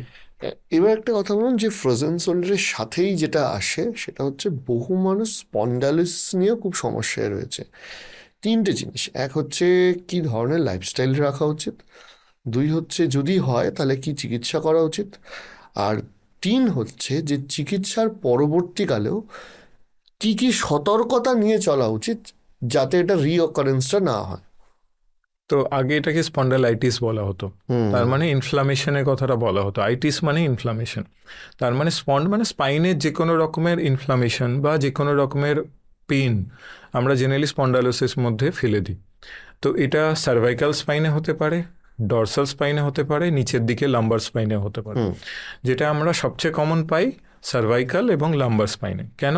কারণ এই দুটো আমাদের মোবাইল জোন, মানে এগুলো সবচেয়ে বেশি আমাদের মোবিলিটি আছে, তো অবশ্যই এদেরও সবচেয়ে বেশি আমাদের কিন্তু হার্ম হয়। তো এগেন আমরা ওই আর্গোনমিক্সের ব্যাপারটা আসবো, যে অফিসে যারা বসে অনেকক্ষণ ধরে কাজ করছি, বা অনেকক্ষণ ধরে আমরা টিভি দেখছি, বা কিছু বসে বাড়ির মা বোনের বা কেউ বসে ধরুন অনেকক্ষণ ধরে কিছু সিরিয়াল বা কিছু দেখছেন, তো একটা পজিশন আমরা মেনটেন রাখতে পারি না অনেক সময়, আগে ঝুঁকে যাই, একটা স্লাউচিং পজিশন আমরা বেশিরভাগ সময় নিয়ে নিই। হয়তো আমরা মাটিতে বসে গেলাম কোমরে কোনো সাপোর্ট না দিয়ে, সেই ক্ষেত্রে আমরা ঝুঁকে কোমরটাকে স্টেবল করার চেষ্টা করছি, বা আমরা শোয়ার পরে একটা ব্যাড পশ্চারে আমরা শুচ্ছি অনেক দিন ধরে, বা যে ম্যাট্রেস আমরা ইউজ করছি সেটা হয়তো ঠিকঠাক নয়, সেটা ফর্ম ম্যাট্রেস নয়, বা আমরা বাজে পজিশনে গাড়ি চালাই বা বাইক চালাই অনেকক্ষণ ধরে, লং বাইক ড্রাইভিং করি, সেই ক্ষেত্রে কিন্তু আপনাদের খেয়াল রাখতে হবে যে পশ্চারাল নেক পেন বা পশ্চারাল ব্যাক পেনের পার্সেন্টেজটা অনেকটা। সেই ক্ষেত্রে যদি আমরা জাস্ট খেয়াল রাখি যে আমার পশ্চারটাকে মেনটেন করতে হবে, এটার একটা 20 সেকেন্ডস রুলও থাকে, যে যারা অফিসে কাজ করছে তাদের 20 সেকেন্ডসের জন্য অন্য কোথাও 20 ফিট দূরে কিছু একটা দেখতে হবে এবং খেয়াল রাখতে হবে নেকটা আমার স্ট্রেট আছে কিনা। মানে জাস্ট আপনার ধ্যানটাকে ওই কম্পিউটার স্ক্রিন থেকে কিছু সেকেন্ডের জন্য দূরে করে আপনাকে জাস্ট খেয়াল রাখতে হবে আপনি নেকটা স্লাউচ হচ্ছে না তো, আমার লাইক শোল্ডার ড্রুপিং ফরওয়ার্ড হচ্ছে না তো, আমাদের নেকটা বা ব্যাকটা আমরা ঠিক পজিশনে রেখেছি কিনা। এই পশ্চার মেনটেনেন্স কিন্তু আমাদের অনেকটা খেয়াল রাখবে। সেকেন্ড জিনিস এক্সারসাইজ, মাসেল স্ট্রেংথেনিং এক্সারসাইজের কোনো জুড়ি নেই। তো যদি আমরা রেগুলার কিছু আইসোমেট্রিক নেক এবং ব্যাকের এক্সারসাইজ করি, সেগুলোই enough. Simple exercise, plank exercise, just plank পজিশনে আমরা যদি 20 সেকেন্ডস হোল্ড করি, কিছুক্ষণ ধরে ধরে 2-3 বার এটা রিপিট করলাম, ইজি এক্সারসাইজ করলে কিন্তু অনেকটা আমাদের ব্যাক মাসেল স্ট্রেংথেনিং কিন্তু সম্ভব। প্ল্যাঙ্ক অনেকে ওয়েট লুজ করার জন্য করে। একদম একদম। সেকেন্ড হচ্ছে যে এরপরে আমি আসবো যে সব থেকে বেশি যে কেসটা আসে সেটা হচ্ছে ব্যাক ইঞ্জুরিজ, যেটা আমরা একটুখানি ছুঁয়ে গেছি। এই যে ব্যাক মাসেল স্ট্রেন বলুন বা ব্যাক মাসেলের যে প্রবলেমগুলো বলুন, সেগুলো মোটামুটি কতটা ক্রিটিক্যাল হয় আপনাদের কাছে? তো ব্যাক মাসেলের প্রবলেমগুলো প্রথম ক্ষেত্রে যখন অ্যাকিউট পেন নিয়ে আসে আমাদের কাছে, জেনারেলি আমরা দেখি কিছু ভারী আমরা তুললাম, হয়তো নিচে থেকে কিছু ওয়েট লিফটিংয়ের সময় আমাদের হঠাৎ করে ব্যাকে একটা পপ হলো, বা কোনো একটা আমরা বুঝতে পারলাম যে মাসেল স্প্যাজম মতো হয়ে গেছে। ব্যাকেও কি যেরকম হাঁটুতে ফলস হয়, ব্যাক মাসেল পেনও কি ফলস হতে পারে? হতে পারে। অনেক সময় আমরা ফিল করব যে কিছু একটা যেন সরে গেল কোমরের কাছে, বা কিছু একটা ফিল হলো যে কোমরের কাছে কিছু প্রবলেম আমার হয়েছে। আর আরেকটা প্রবলেমও হয় যে অনেকের হয় যে ধরুন পশ্চার চেঞ্জ করার সময় একটা কারেন্টের মতো জাস্ট ঝটকায় একটা পেন তৈরি হয়, যে কেউ বসেছিল উঠে দাঁড়ালো, কারেন্টের মধ্যে একটা পেন হলো, আবার ওটা কিছুক্ষণের মধ্যে চলে গেল। সেগুলো আমি দেখেছি অনেকের ক্ষেত্রে অভিজ্ঞতা। মোস্ট অফ দ্য টাইম এই কারেন্টের মতো পেন যদি আপনার হচ্ছে, এটা কিন্তু একটা ওয়ার্নিং সাইনের মধ্যে চলে আসে। তার মানে আপনার নার্ভস কোথাও না কোথাও কম্প্রেস হচ্ছে, বা নার্ভস কোথাও না কোথাও ইরিটেট হচ্ছে। এটা কোনো মানে কোনো জয়েন্টের কোনো কভারিং দিয়ে বা ক্যাপসুল বা অন্য কিছু দিয়ে হতে পারে, ডেস্ক দিয়ে হতে পারে, বা আপনার পশ্চারটা ব্যাড রাখার জন্য কিন্তু হতে পারে নার্ভে কম্প্রেশন। করণীয় কি সেক্ষেত্রে? করণীয়টা হলো, যদি আপনার নার্ভ কম্প্রেশন বা পাটা কোথাও নাম্ব হয়ে গেছে, পায়ে একটা টিংলিং নামনেস মতো সেন্সেশন থাকছে, বা কারেন্টের মতো এই উঠে দাঁড়ালাম একটা সেন্সেশন হলো, ইউজুয়ালি আমাদের কিন্তু এটা ডক্টর আপনাকে দেখাতেই হবে, এবং কখনো কখনো আপনাদের এমআরআই স্ক্যান অবধিও গিয়ে করতে হবে, যাতে আপনার নার্ভের কন্ডিশনটা আপনারা বুঝতে পারেন যে কোথাও সিরিয়াস কম্প্রেশন হয়ে আছে কি নেই। যদি মাইনর কম্প্রেশন থাকে, সেটা কিন্তু ইজিলি ওষুধের দ্বারা, কখনো কখনো বেল্ট ইউজ করে, বা কখনো আমরা মাসেল এক্সারসাইজ, ফিজিওথেরাপি এইগুলো করে কিন্তু আমরা বেনিফিট পেতে পারি। যদি অ্যাডভান্স হয়, সেই ক্ষেত্রে তখন আবার চলে আসে নার্ভ রুট ব্লকস বা ওই ইনজেকশনের কথা যেগুলো আমরা বলছিলাম, বা কখনো কখনো মাইক্রো সার্জারি বা সার্জারির দিকেও আমাদের যেতে হয়। নার্ভ কম্প্রেশন যদি দীর্ঘদিন ধরে এই ধরনের ঘটনাকেও পেলে রাখে, সেক্ষেত্রে কি সমস্যা হয়? সেটাকে আমরা বলি নিউরোপ্যাথি। নিউরোপ্যাথি যদি কোথাও তৈরি হয়ে যায়, বা রেডিকুলোপ্যাথি যদি তৈরি হয়ে যায়, সেই ক্ষেত্রে প্যাথি কথার অর্থ ক্রনিক প্রবলেম অনেক দিন ধরে কিন্তু হচ্ছে। তার মানে নার্ভের যে সাপ্লাইটা ছিল, সেই সাপ্লাইটা চেনটা বন্ধ হয়ে যাচ্ছে, মানে ওর রক্ত সঞ্চালনও কিন্তু কম হচ্ছে। তার মানে ও কিন্তু কাজ করা যে কোনো সময়তে নার্ভ কিন্তু বন্ধ করতে পারে। তো সেই ক্ষেত্রে নার্ভের কিন্তু খুব তাড়াতাড়ি আমাদের ট্রিটমেন্টের দিকে যাওয়া উচিত, এবং আমাদের দেখা উচিত যে কোথায় কোন জায়গায় ডেস্ক বা কিছু দিয়ে নার্ভের ওপর কম্প্রেশন আছে। সেইটার একটু আর্লি ট্রিটমেন্ট কিন্তু করা উচিত, যাতে ওটা পার্মানেন্ট ড্যামেজের দিকে না যায়, কারণ নার্ভ রিগ্রোথ হওয়ার কিন্তু চান্স খুব কম থাকে, মানে প্যারালাইসিসের দিকে যেতে পারে একদম। ওয়েট কন্ট্রোল কতটা ইম্পর্ট্যান্ট ব্যাক পেন কমানোর ক্ষেত্রে? একদম। তো ব্যাক পেন কমানোর ক্ষেত্রে আমি যেটা বলি নর্মালি পেশেন্টদেরও, যে এটা একটা ম্যাচ বক্সের মতো। ম্যাচ বক্সের সামনে একটা দেয়াল আছে, পিছনে একটা দেয়াল আছে, আর মাঝখানে আপনার অর্গ্যান এবং আপনার স্পাইনটা আছে। তো এটা কল্পনা করুন যে একটা সামনের দেয়াল যে ইকুয়াল ওয়েট নেওয়ার কথা, সেইটা একদমই ওয়েট নিচ্ছে না। মানে যাদের ধরুন আমাদের পেটে মেদ রয়েছে, তাদের আমাদের পেটের কিন্তু মাসেলের পাওয়ার বা মাসেলের স্ট্রেংথ খুবই কম। সেই ক্ষেত্রে ওই পেটের মাসেলের যে কোর স্ট্রেংথটা থাকার কথা, যেটা আমরা বলি কোর স্ট্রেংথেনিং করতে হবে, সেই ক্ষেত্রে পেটের মাসেলের কোরটা কম থাকার জন্য, স্ট্রেংথটা কম থাকার জন্য পিঠের মাসেলের ওপর পুরো ওয়েটটা আমরা পড়ে। তারপরে আমরা সেটাকে আরও ব্যাড পজিশনে রাখছি, বাজে পজিশনে বসে বা পিঠটাকে গোল করে বসে, স্পাইন স্ট্রেট না রেখে। সেই ক্ষেত্রে কিন্তু ব্যাক পেন একটা ক্রনিক আপনার থাকা খুব বেশি সম্ভাবনা আছে, এবং সেটা পরে প্রোল্যাপস ডেস্ক বা লাম্বার ক্যানাল স্টেনোসিস বা অন্যান্য প্রবলেমের দিকে, সিরিয়াস প্রবলেমের দিকেও যেতে পারে। অর্থাৎ এই ধরনের সমস্যা হলে বি ভেরি সিরিয়াস। একদম। আর একটা পেন নিয়ে একটা কথা বাকি রইল, সেটা হচ্ছে এখন প্রচুর সবাই বাইক চালায়, রিস্টে পেন প্রায় সকলের ক্ষেত্রেই আমি দেখেছি। একদম। এইটা অনেকেই সিরিয়াসলি নেয় না। আর তারপরে আমি এলবোটাও আসছি। তো রিস্টে পেনটা আমরা জেনারেলি দেখে থাকি ওভার ইউজের জন্য। ওভার ইউজের কথার কি, যে রিস্টটা বারবার আমরা একটা পজিশনে একটা ধরনের মোশন বারবার ধরন করে আসছি। সেই ক্ষেত্রে কি হয় কি, এখানে যে মাসেলস বা টেন্ডনসগুলো থাকে, সেগুলো বারবার ওই একটা শিদের মধ্যে দিয়ে রাব হতে থাকে। একটা জায়গায় দুটো কাপড় বা দুটো মেটাল ঘর্ষণ হলে কি হয়, হিট জেনারেশন হয়। তো ওখানেও একটা কিন্তু হিট জেনারেশন হয়ে ওখানে ইনফ্লামেশন তৈরি হওয়া শুরু হয়। তো সেই ক্ষেত্রে অনেক রকমের সাইনোভাইটিস বা টেনোসাইনোভাইটিস এই ধরনের প্রবলেম আমরা রিস্টে পেয়ে থাকি। ধরুন থাম্বের কাছটায় আমাদের প্রচণ্ড ব্যথা হচ্ছে, বা এই থাম্বটা মুভমেন্ট করতে গিয়ে প্রচণ্ড ব্যথা হচ্ছে, এইটা এক ধরনের সাইনোভাইটিস হলো। রিস্টটা মুভমেন্ট করতে গিয়ে এর ভেতর একটা খড়খড় আওয়াজ হচ্ছে, বা অনেক সময় প্রচণ্ড হাতটা যখন চাপ দিয়ে উঠতে যাচ্ছি খুব বেশি ব্যথা হচ্ছে। তো এইগুলো অনেক সময় লিগামেন্টাস ইনজুরিও কিন্তু রিস্টের কাছে থেকে থাকতে পারে। বা আপনার এই পাশের বোনটা কি আমরা আলনা বলি, তো আলনার উপরে কিন্তু একটা কাটলেজ বা একটা ছোট্ট একটা মাসেল বা কাটলেজ বলতে পারেন, ওটা কিন্তু থাকে। ওটাতেও ইনজুরি কিন্তু অনেক সময় এই টাইপের পেন দিয়ে থাকে, যেটাকে আমরা টিএফসিসি ইনজুরি বলি। তো এই টাইপের ইনজুরি আর্লি ডিটেকশন, প্রত্যেকটা স্পোর্টস ইনজুরির জন্যই একটাই মন্ত্র, যে আর্লি ডিটেকশন কিন্তু একদম কিওরের দিকে নিয়ে যেতে পারে। কিন্তু যদি লেট ডিটেকশন হয়, সেই ক্ষেত্রে কিন্তু এটা সার্জারি অবধি গড়াতে পারে।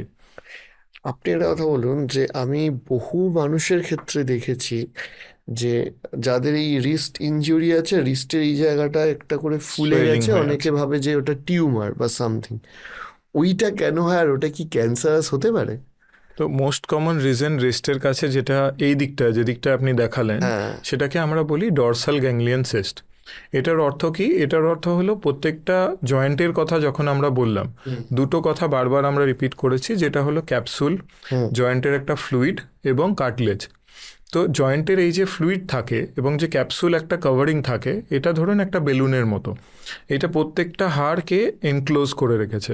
কিছু একটা ছোট্ট ইনজুরি হলো, খেলতে গিয়ে আমরা লাগলো, বা বাড়িতে হঠাৎ করে পড়ে গিয়ে আপনি হাতটা দিয়ে হয়তো পড়েছিলেন, হাতে একটা ইনজুরি হয়েছিল, এই ইনজুরিটা হয়তো 10 বছর আগে আপনার হয়েছে, কিন্তু ওখানে একটা মাইনার লিগামেন্টে ধরুন একটা কম্বলের বা মতো একটা শিট আছে, তাতে একটা ছোট্ট রেন্ট তৈরি হয়ে গেছিলো। ওই যে রেন্টটা তৈরি হয়েছিল, যে ছিঁড়ে গেছিল, হালকা একটা লিগামেন্টে ছোট্ট টিয়ার হয়েছিল, ওইখান থেকে ওই বেলুনটা, যেটা আমরা ক্যাপসুলের কথাটা বললাম, ওটা বেলুন আউট করে বাইরের দিকে বেরিয়ে আসে, যেটা কিন্তু জয়েন্টের ফ্লুইডটাকে বাইরে নিয়ে চলে আসে। আচ্ছা। ওই ফ্লুইডটা তখন আমরা বাইরে দিয়ে দেখতে পারি, এবং এটা টিপিক্যাল সাইন হবে যদি আপনি বেন্ড করেন, ফ্লুইডটা একদম প্রমিনেন্টলি দেখা যাবে। আবার যখন উপরের দিকে করবেন তখন দেখবেন ওটা একটু কমে গেল। আর্লি স্টেজে এই সিস্টটা কিন্তু কনজারভেটিভলি, মানে ব্যায়ামের দ্বারা, ফিজিক্যাল থেরাপি দিয়ে, ওষুধের দ্বারা ম্যানেজ করা যায়। যখন লেট হয়ে যায়, অনেক দিন ধরে সিস্টটা ধীরে ধীরে ধীরে ধীরে বড় হচ্ছে, সেই ক্ষেত্রে কিন্তু ওটা সার্জিক্যাল অপশনের দিকে অনেক সময় যেতে হতে পারে, যেটাতে সিস্টটা বার করে দেওয়া হয়। ক্যান্সারাস এটা হয় কি হয় না, এটা ডিপেন্ড করে সিস্টটা কী ধরনের। অনেক সময় কিন্তু এই টাইপের সিস্ট কিন্তু ইনফেকশন, মানে টিউবারকুলোসিস থেকেও হতে পারে। রেস্ট টিউবারকুলোসিসে কিন্তু এরকম রেস্ট কিন্তু সোয়েলিং আমরা পেয়ে থাকি, যেটাকে কম্পাউন্ড গ্যাংলিয়ন সিস্ট বলে। তো ওই টাইপের সিস্টটা আর নর্মাল সিস্টের মধ্যে আমাদের প্রথমে পার্থক্য করে নেওয়া উচিত। যদি অনেক দিন ধরে সিস্ট আছে, যদি এই সিস্টটা উপর অবধি ছড়িয়ে রয়েছে, মানে অনেকটা জায়গা জুড়ে রয়েছে, তাহলে কিন্তু আমাদের সত্বর দেখিয়ে ওটা আলট্রাসাউন্ড বা এমআরআই করে দেখা উচিত কী ধরনের সিস্ট ওটা, এবং ওই সিস্টের আলাদা ট্রিটমেন্টের দিকে যাওয়া উচিত। আচ্ছা, আর একটা কথা আমার মাথায় আসছে, এই যে ধরুন স্লিপ ডিস্ক বা এই যে ব্যাক পেন, এইটা কোনোভাবে গিয়ে দীর্ঘদিন সমস্যা থাকার জন্য এটা কি ক্যান্সারাস হতে পারে, এরকম কি কোনো মেডিকেল রেকর্ড আছে? ইউজুয়ালি না। ইউজুয়ালি না। যদি আপনার ব্যাক পেন কারোর হতে থাকে, জেনারেলি আমরা বলি ওয়ার্নিং সাইন, মানে 2-3 সপ্তাহ পরেও যদি ব্যাক পেন পারসিস্ট করছে, সেটা একটা ওয়ার্নিং সাইন, মানে আপনার এই ব্যাক পেনটা কিন্তু প্রবলেমেটিক হতে পারে, আপনার কিন্তু এটা চেক করিয়ে নেওয়া উচিত। সেই ক্ষেত্রে যখনই আমরা এক্সরে বা কিছু একটা করব, তাতে আমরা দেখতেই পাবো বা ক্লিনিক্যালিও বুঝতে পারবো যে টিউমার বা ওই জাতীয় কিছু প্রবলেম কিন্তু নেই। এরকম বলছি না আমি কি স্পাইনে টিউমার বা ক্যান্সার হওয়া সম্ভব নয়, স্পাইনে অনেক ধরনের বোন টিউমার্স হয় এবং অনেক ধরনের ক্যান্সারও হয় তার মধ্যে, এবং এইগুলো আর্লি ডিটেকশন করে নিলে শুরুর দিকে কিন্তু শুধু পেন নিয়েই প্রেজেন্ট হয়। অনেক সময় সোয়েলিং বা কিছু বাজে রকম দেখতে টিউমার দেখা যাচ্ছে এরকম কিন্তু হয় না, শুধু একটা ছোট্ট পেন নিয়েই কিন্তু শুরু হয়। সেটা আমরা এক্সরে বা কিছু করলে ওখানে একটা ছোট্ট ডেন্স শ্যাডো বা কিছু দেখতে পাই, অনেক সময় এমআরআই করাই এবং ওতে ধরা পড়ে যায়। সেই ক্ষেত্রে আর্লি ট্রিটমেন্টের দ্বারা ওটা পুরোপুরি ট্রিটমেন্ট করা যায়। ক্রনিক টিউমার যদি কোনো কিছু থাকে, সেইটা ক্যান্সার হওয়ার কিন্তু চান্স থাকে। আর একটা প্রবলেম হচ্ছে জিজ্ঞেস করার, সেটা হচ্ছে যে এমআরআই কি নির্দিষ্ট সময়ে অন্তর করা উচিত, নাকি অনেক ক্ষেত্রে আমি দেখেছি একজনকে বছরে 3বার এমআরআই করে নিতে? Is it harmful? তো জাস্ট একটা স্টোরি বলছি, এরকম একজন পেশেন্ট আমাদের পলিট্রমা ভর্তি হয়েছিলেন, যার আর কি হেড ইঞ্জুরি ছিল এবং মাল্টিপল জয়েন্টসে ইঞ্জুরি ছিল। এবার বুঝতেই পারছেন, তাকে প্রথমে আগে তাকে আইসিইউতে পাঠানো হয়েছিল ইনটিউবেট করে, কারণ তার শরীরের অন্যান্য অর্গ্যানস বা অন্যান্য জয়েন্টসের থেকে আগে ব্রেন ইঞ্জুরিটাকে বাঁচানোর বেশি দরকার ছিল, মানে যাতে ব্রেন ইঞ্জুরিটা সেভ করা হয়। তো সেই ক্ষেত্রে তার অন্যান্য যা ইঞ্জুরি হয়েছিল সেগুলো অতটা আমরা শুরুর দিকে এক্সরে ছাড়া ডিটেক্ট করার প্রয়োজন বোধ করি না আমরা। আগে পেশেন্ট ফার্স্ট, তারপরে অন্যান্য, মানে লাইফ ফার্স্ট, তারপরে অন্যান্য লিম সেভ করা হয়। তো সেই ক্ষেত্রে আমাদের প্রোটোকল ওয়াইজ ট্রিটমেন্ট করার পর যখন তার লিম্বের বিভিন্ন প্রবলেম দেখা গেছে, তখন তার একদিনেই ধরুন 2-3টে এমআরআই হলো, বা 2-3 পর তার 3-4টে এমআরআই করে দেখতে হয়েছে যে কোন লিগামেন্টে কতটা ইঞ্জুরি আছে, স্পাইনে ইঞ্জুরি আছে, তার দেখা গেছে হিপে ইঞ্জুরি হয়েছে। এইগুলো বিভিন্ন ক্ষেত্রে এক্সরেতে প্রথমে ধরা পড়েছে হ্যাঁ মাইনার ইঞ্জুরি আছে, তারপরে দেখা গেছে হ্যাঁ এমআরআইতে ক্লিয়ার কাট ইঞ্জুরি হয়ে আছে এবং লিগামেন্ট সাথে অনেকগুলো লিগামেন্টে ইঞ্জুরি হয়েছে। এমআরআই এর অর্থ হলো ম্যাগনেটিক রেজোন্যান্স ইমেজিং। এটাতে কি কাজ হয়, এটা বডিরই যে ওয়াটার পার্টিকেলটা থাকে সেইটার আয়োনাইজেশন করা হয়। সেইটার দুটো আয়োনাইজেশন করে ওই যে হাইড্রোজেন অ্যাটমগুলো তৈরি হলো, ওই আয়োনাইজেশনটা প্রথমে তৈরি করা হয়, তারপর ব্রেক করা হয়। এতে যে এনার্জিটা রিলিজ হয় এইটাই ওই এমআরআই মেশিনটা ক্যাচ করে। তাহলে কি বাইরে থেকে কিছু রেডিয়েশন আসছে? না, এটাতে কোনো রেডিয়েশনে কোনো রিস্কই নেই। তো আপনি যদি দিনেও 2টো এমআরআই আপনাকে করতে হয়, ইনি ভয়ের কিছু নেই। অবশ্যই মানে আমাদের পকেট খালি হয়ে যাবে, কিন্তু সেই ক্ষেত্রে এমআরআই এর কোনো শরীরের প্রতি কিছু ক্ষতি হচ্ছে না। আর একটা লাস্ট, আপনাকে অনেকক্ষণ আটকে রেখেছি, still a very famous injury, tennis elbow. Sachin তেন্ডুলকারের হয়েছিল, আমরা অনেক শুনেছি এটা নিয়ে। অথবা বিভিন্ন টাইপের যে এলবোতে যে ইনজুরিগুলো হয় সেইগুলো কীরকম কেস আপনাদের কাছে আসে? তো এলবোর, tennis elbow most common injury, এটাতে কোনো ডাউটই নেই। এবার স্পোর্টস ইঞ্জুরি, যেটা আমরা এতক্ষণ ধরে কথা বলছি, যে নামটা স্পোর্টস ইঞ্জুরি, কিন্তু হচ্ছে যারা স্পোর্টস খেলছে না তাদেরও সবার কিন্তু হয়ে থাকে। টেনিস এলবো হতে একদম দেখেছি। একদম।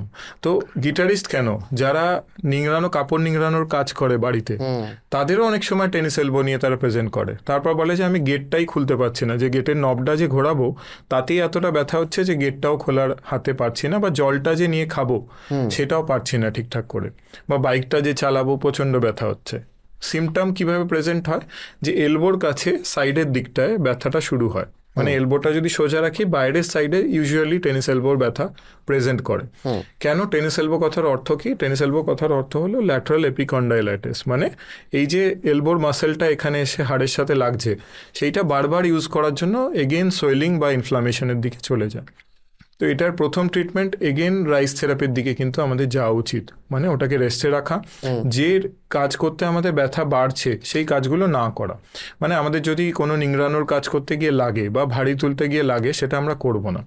আইস থেরাপি দেব, এটা দরকার হলে ক্রেপ ব্যান্ডেজ বা টেনিস এলবো ব্রেস একটা পাওয়া যায়, যে ব্রেসটা এরকম স্ট্র্যাপের মতো, আপনারা অনেক খেলোয়াড়কেও দেখবেন পরে ওটা নিয়ে নামছে। তো ওই টাইপের ব্রেস পরে এটা ইউজুয়ালি শুরুর দিকে কম করা যায়। তাছাড়া ওষুধ তো আছেই। এবং এটা ছাড়া যদি পারসিস্টেন্ট পেন থেকে যায়, তখন রোলস আছে ইনজেকশনের। যদি কারো রেকালসিট্রেন্ট, মানে অনেক দিন ধরে টেনিস এলবো রয়ে গেছে, তার ক্ষেত্রে কিন্তু ইনজেকশনের রোল থাকে। অ্যাডভান্স স্টেজে, লাস্ট স্টেজে কিন্তু এটার ক্ষেত্রে মাইক্রোসার্জারির দিকেও কিন্তু আমাদের যেতে হয় অনেক সময়। আমার খালি শেষ প্রশ্ন থাকবে, আর একবার আমি হাঁটুতে ফিরে যাচ্ছি। সেটা হচ্ছে যে এই যে এসিএল যে ইনজুরি নিতে যেটা হচ্ছে, সেটার ক্ষেত্রে আমি বহু মানুষকে দেখেছি যে অপারেশন নিয়ে ভয় পেতে। তো সব সময় কি অপারেশন করার তো নিশ্চয়ই দরকার হয় না, তাহলে আপনি একটু বুঝিয়ে বলুন যে কখন অপারেশন করার দরকার, আর অপারেশন হওয়ার পর কি কি প্রসিডিওরে হয়, আর এই রিকভারি টাইমটা কতদিনে হয়, বা সাকসেস রেটটা, কারণ বহু মানুষ অপারেশন শুনলে ভয় পায়। তো মেন ব্যাপারটা হলো, সবার অবশ্যই সার্জারি কোনো দরকার নেই। যাদের ক্ষেত্রে লো গ্রেড পার্শিয়াল টিয়ার থাকে, বা পার্শিয়াল টিয়ার যদি তারা বসে থাকার কাজ করে বা অফিস ওয়ার্কার হয়, তাদের ক্ষেত্রে একদমই সার্জারি কোনো দরকার থাকে না। কমপ্লিট টিয়ার থাকে, তার পারসিস্টেন্ট ইনস্টেবিলিটি, মানে চলতে গেলে একটা ফলস সেন্সেশন আসছে, তাদের ক্ষেত্রে কিন্তু সার্জারির দিকে যেতে হয়। কারণ এই সার্জারি না করলে কিন্তু পরের দিকে অ্যাসোসিয়েটেড ইনজুরি, মানে মেনিসকাস বা অন্যান্য জিনিস নিয়ে যেগুলো আমরা আলোচনা করলাম, এই আর্থারাইটিসের দিকে কিন্তু হাঁটুটা চলে যাওয়ার একটা টেন্ডেন্সি কিন্তু থাকে। তো ওইটাই প্রিভেন্ট করার জন্য, যাতে ফিউচার আর্থারাইটিস না হয়, সেই ক্ষেত্রে অনেক সময় সার্জারির কথা আমরা ভাবি। সার্জারি কি করা হয়? মাইক্রো সার্জারি হয়, ছোট ছোট ছিদ্র করে তার থ্রু দিয়ে আমরা স্কোপ নিয়ে ভেতরে দেখি এবং পুরো জিনিসটা রিপেয়ার করা হয়। নিজেরই মাংসপেশি বা মাসেলস নিয়ে আমরা ওই টেন্ডনটাকে মাল্টিপল ফোল্ড করে আমরা জেনারেলি এসিএলটাকে নতুন করে বানাই। এই যে টেন্ডনটা তৈরি হয়, এটা নিজের টেন্ডনের মতো, নিজের এসিএল লিগামেন্টের মতো ইউজুয়ালি 6 উইক্সের কাছাকাছি পুরোপুরি কিন্তু লিগামেন্টাইশনের দিকে শুরু হয়ে যায়। 3 মাসের মধ্যে এটা আবার আগের এসিএল লিগামেন্টের মতো তৈরি হয়ে যায়। মানে শরীরই ওটাকে নিজের টিস্যুর মতো তৈরি করে নেয়, যে আগের মতো আবার স্ট্রেংথ ফেরত দিয়ে দেয়। তো যদি ঠিকঠাক রিহ্যাব করা হয়, ঠিকঠাক এক্সারসাইজ করা হয় অপারেশনের পরে, এবং সার্জিক্যাল টেকনিক ঠিক থাকে, তাহলে কিন্তু অপারেশনের success rate almost as close two 96-97% হওয়া উচিত। কিন্তু যদি আমরা রিহ্যাবটা ঠিকঠাক না করি, মাসেল যদি উইক থেকে যায়, সেই ক্ষেত্রে একটা রিটিয়ার বা রি ইঞ্জুরি হওয়ার কিন্তু চান্স থেকে যায়। তো মেন জিনিস হলো প্রিহ্যাব, মানে অপারেশন করার আগে ব্যায়ামটা ভালো করে শিখতে হবে, অপারেশন করার পরে ব্যায়ামটা ভালো করে করতে হবে, এবং আমাদের যে প্রিকশন সেটা একটা নির্দিষ্ট টাইম লিমিটে মেনটেন করতে হবে। ইন্ডিয়ান হকি প্লেয়ারের একজন কথা বলি যে আমি যখন এমসে ছিলাম সেই সময় আমাদের কাছে ট্রিটমেন্ট করিয়েছিল। তো যেহেতু ওয়ার্ল্ড কাপ খুব সামনাসামনি ছিল, সে এসিএল ইনজুরি নিয়ে তাড়াতাড়ি করে ঠিক করবে বলে তাড়াতাড়ি সার্জারি কিছু না কিছু করে আমাকে খেলায় ফিরতে হবে। তো তার সার্জারি হওয়ার পরে জেনারেলি আমরা এসিএল রিকনস্ট্রাক্ট সেই ক্ষেত্রে করি না, সেই ক্ষেত্রে কিন্তু রিপেয়ার করার একটা অপশন থাকে যদি পার্শিয়াল টিয়ার থাকে। এটা মেনলি খেলোয়াড়দের ক্ষেত্রেই করা হয়। তো সেই ক্ষেত্রে এসিএলটা একটা সাপোর্ট দিয়ে দেওয়া হয় এসিএল এর সাথে। সেই ক্ষেত্রে এসিএল এর পুরো লিগামেন্টটাকে প্রতিস্থাপন না করে সিঙ্গেল বান্ডেল মানে কিছুটা এসিএল এর রিকনস্ট্রাক্ট করা হয়, তার সাথে কিছু টেপস বা কিছু দিয়ে ওটাকে অ্যাডিশনাল একটা ব্রেসিং বা অ্যাডিশনাল সাপোর্ট দিয়ে এসিএলটাকে স্ট্রং করে দেওয়া হয়। ওটা এসিএলটাকে হিল করার জাস্ট হেল্প করছে, যতক্ষণ হিল হচ্ছে ওটা হেল্প করছে। তো তাকে খুব তাড়াতাড়ি আমরা 2-3 মাসের মধ্যেই কিন্তু ফিল্ডে ফেরত দিতে পেরেছিলাম, এবং মোটামুটি সে কিন্তু ওয়ার্ল্ড কাপেও আবার খেলে ভালোভাবে কিন্তু রেজাল্ট দিতে পেরেছে। মানে আজকের টেকনোলজি এতটাই অ্যাডভান্স হয়ে গেছে। অনেক ধন্যবাদ আপনি এতটা সময় দিলেন বলে। ডেফিনেটলি আপনাদের মনের অনেকগুলো প্রশ্ন আপনারা আজকে জানতে পারলেন, আমিও অনেক কিছু জানতে পারলাম। এভাবেই মানুষের সেবা করুন।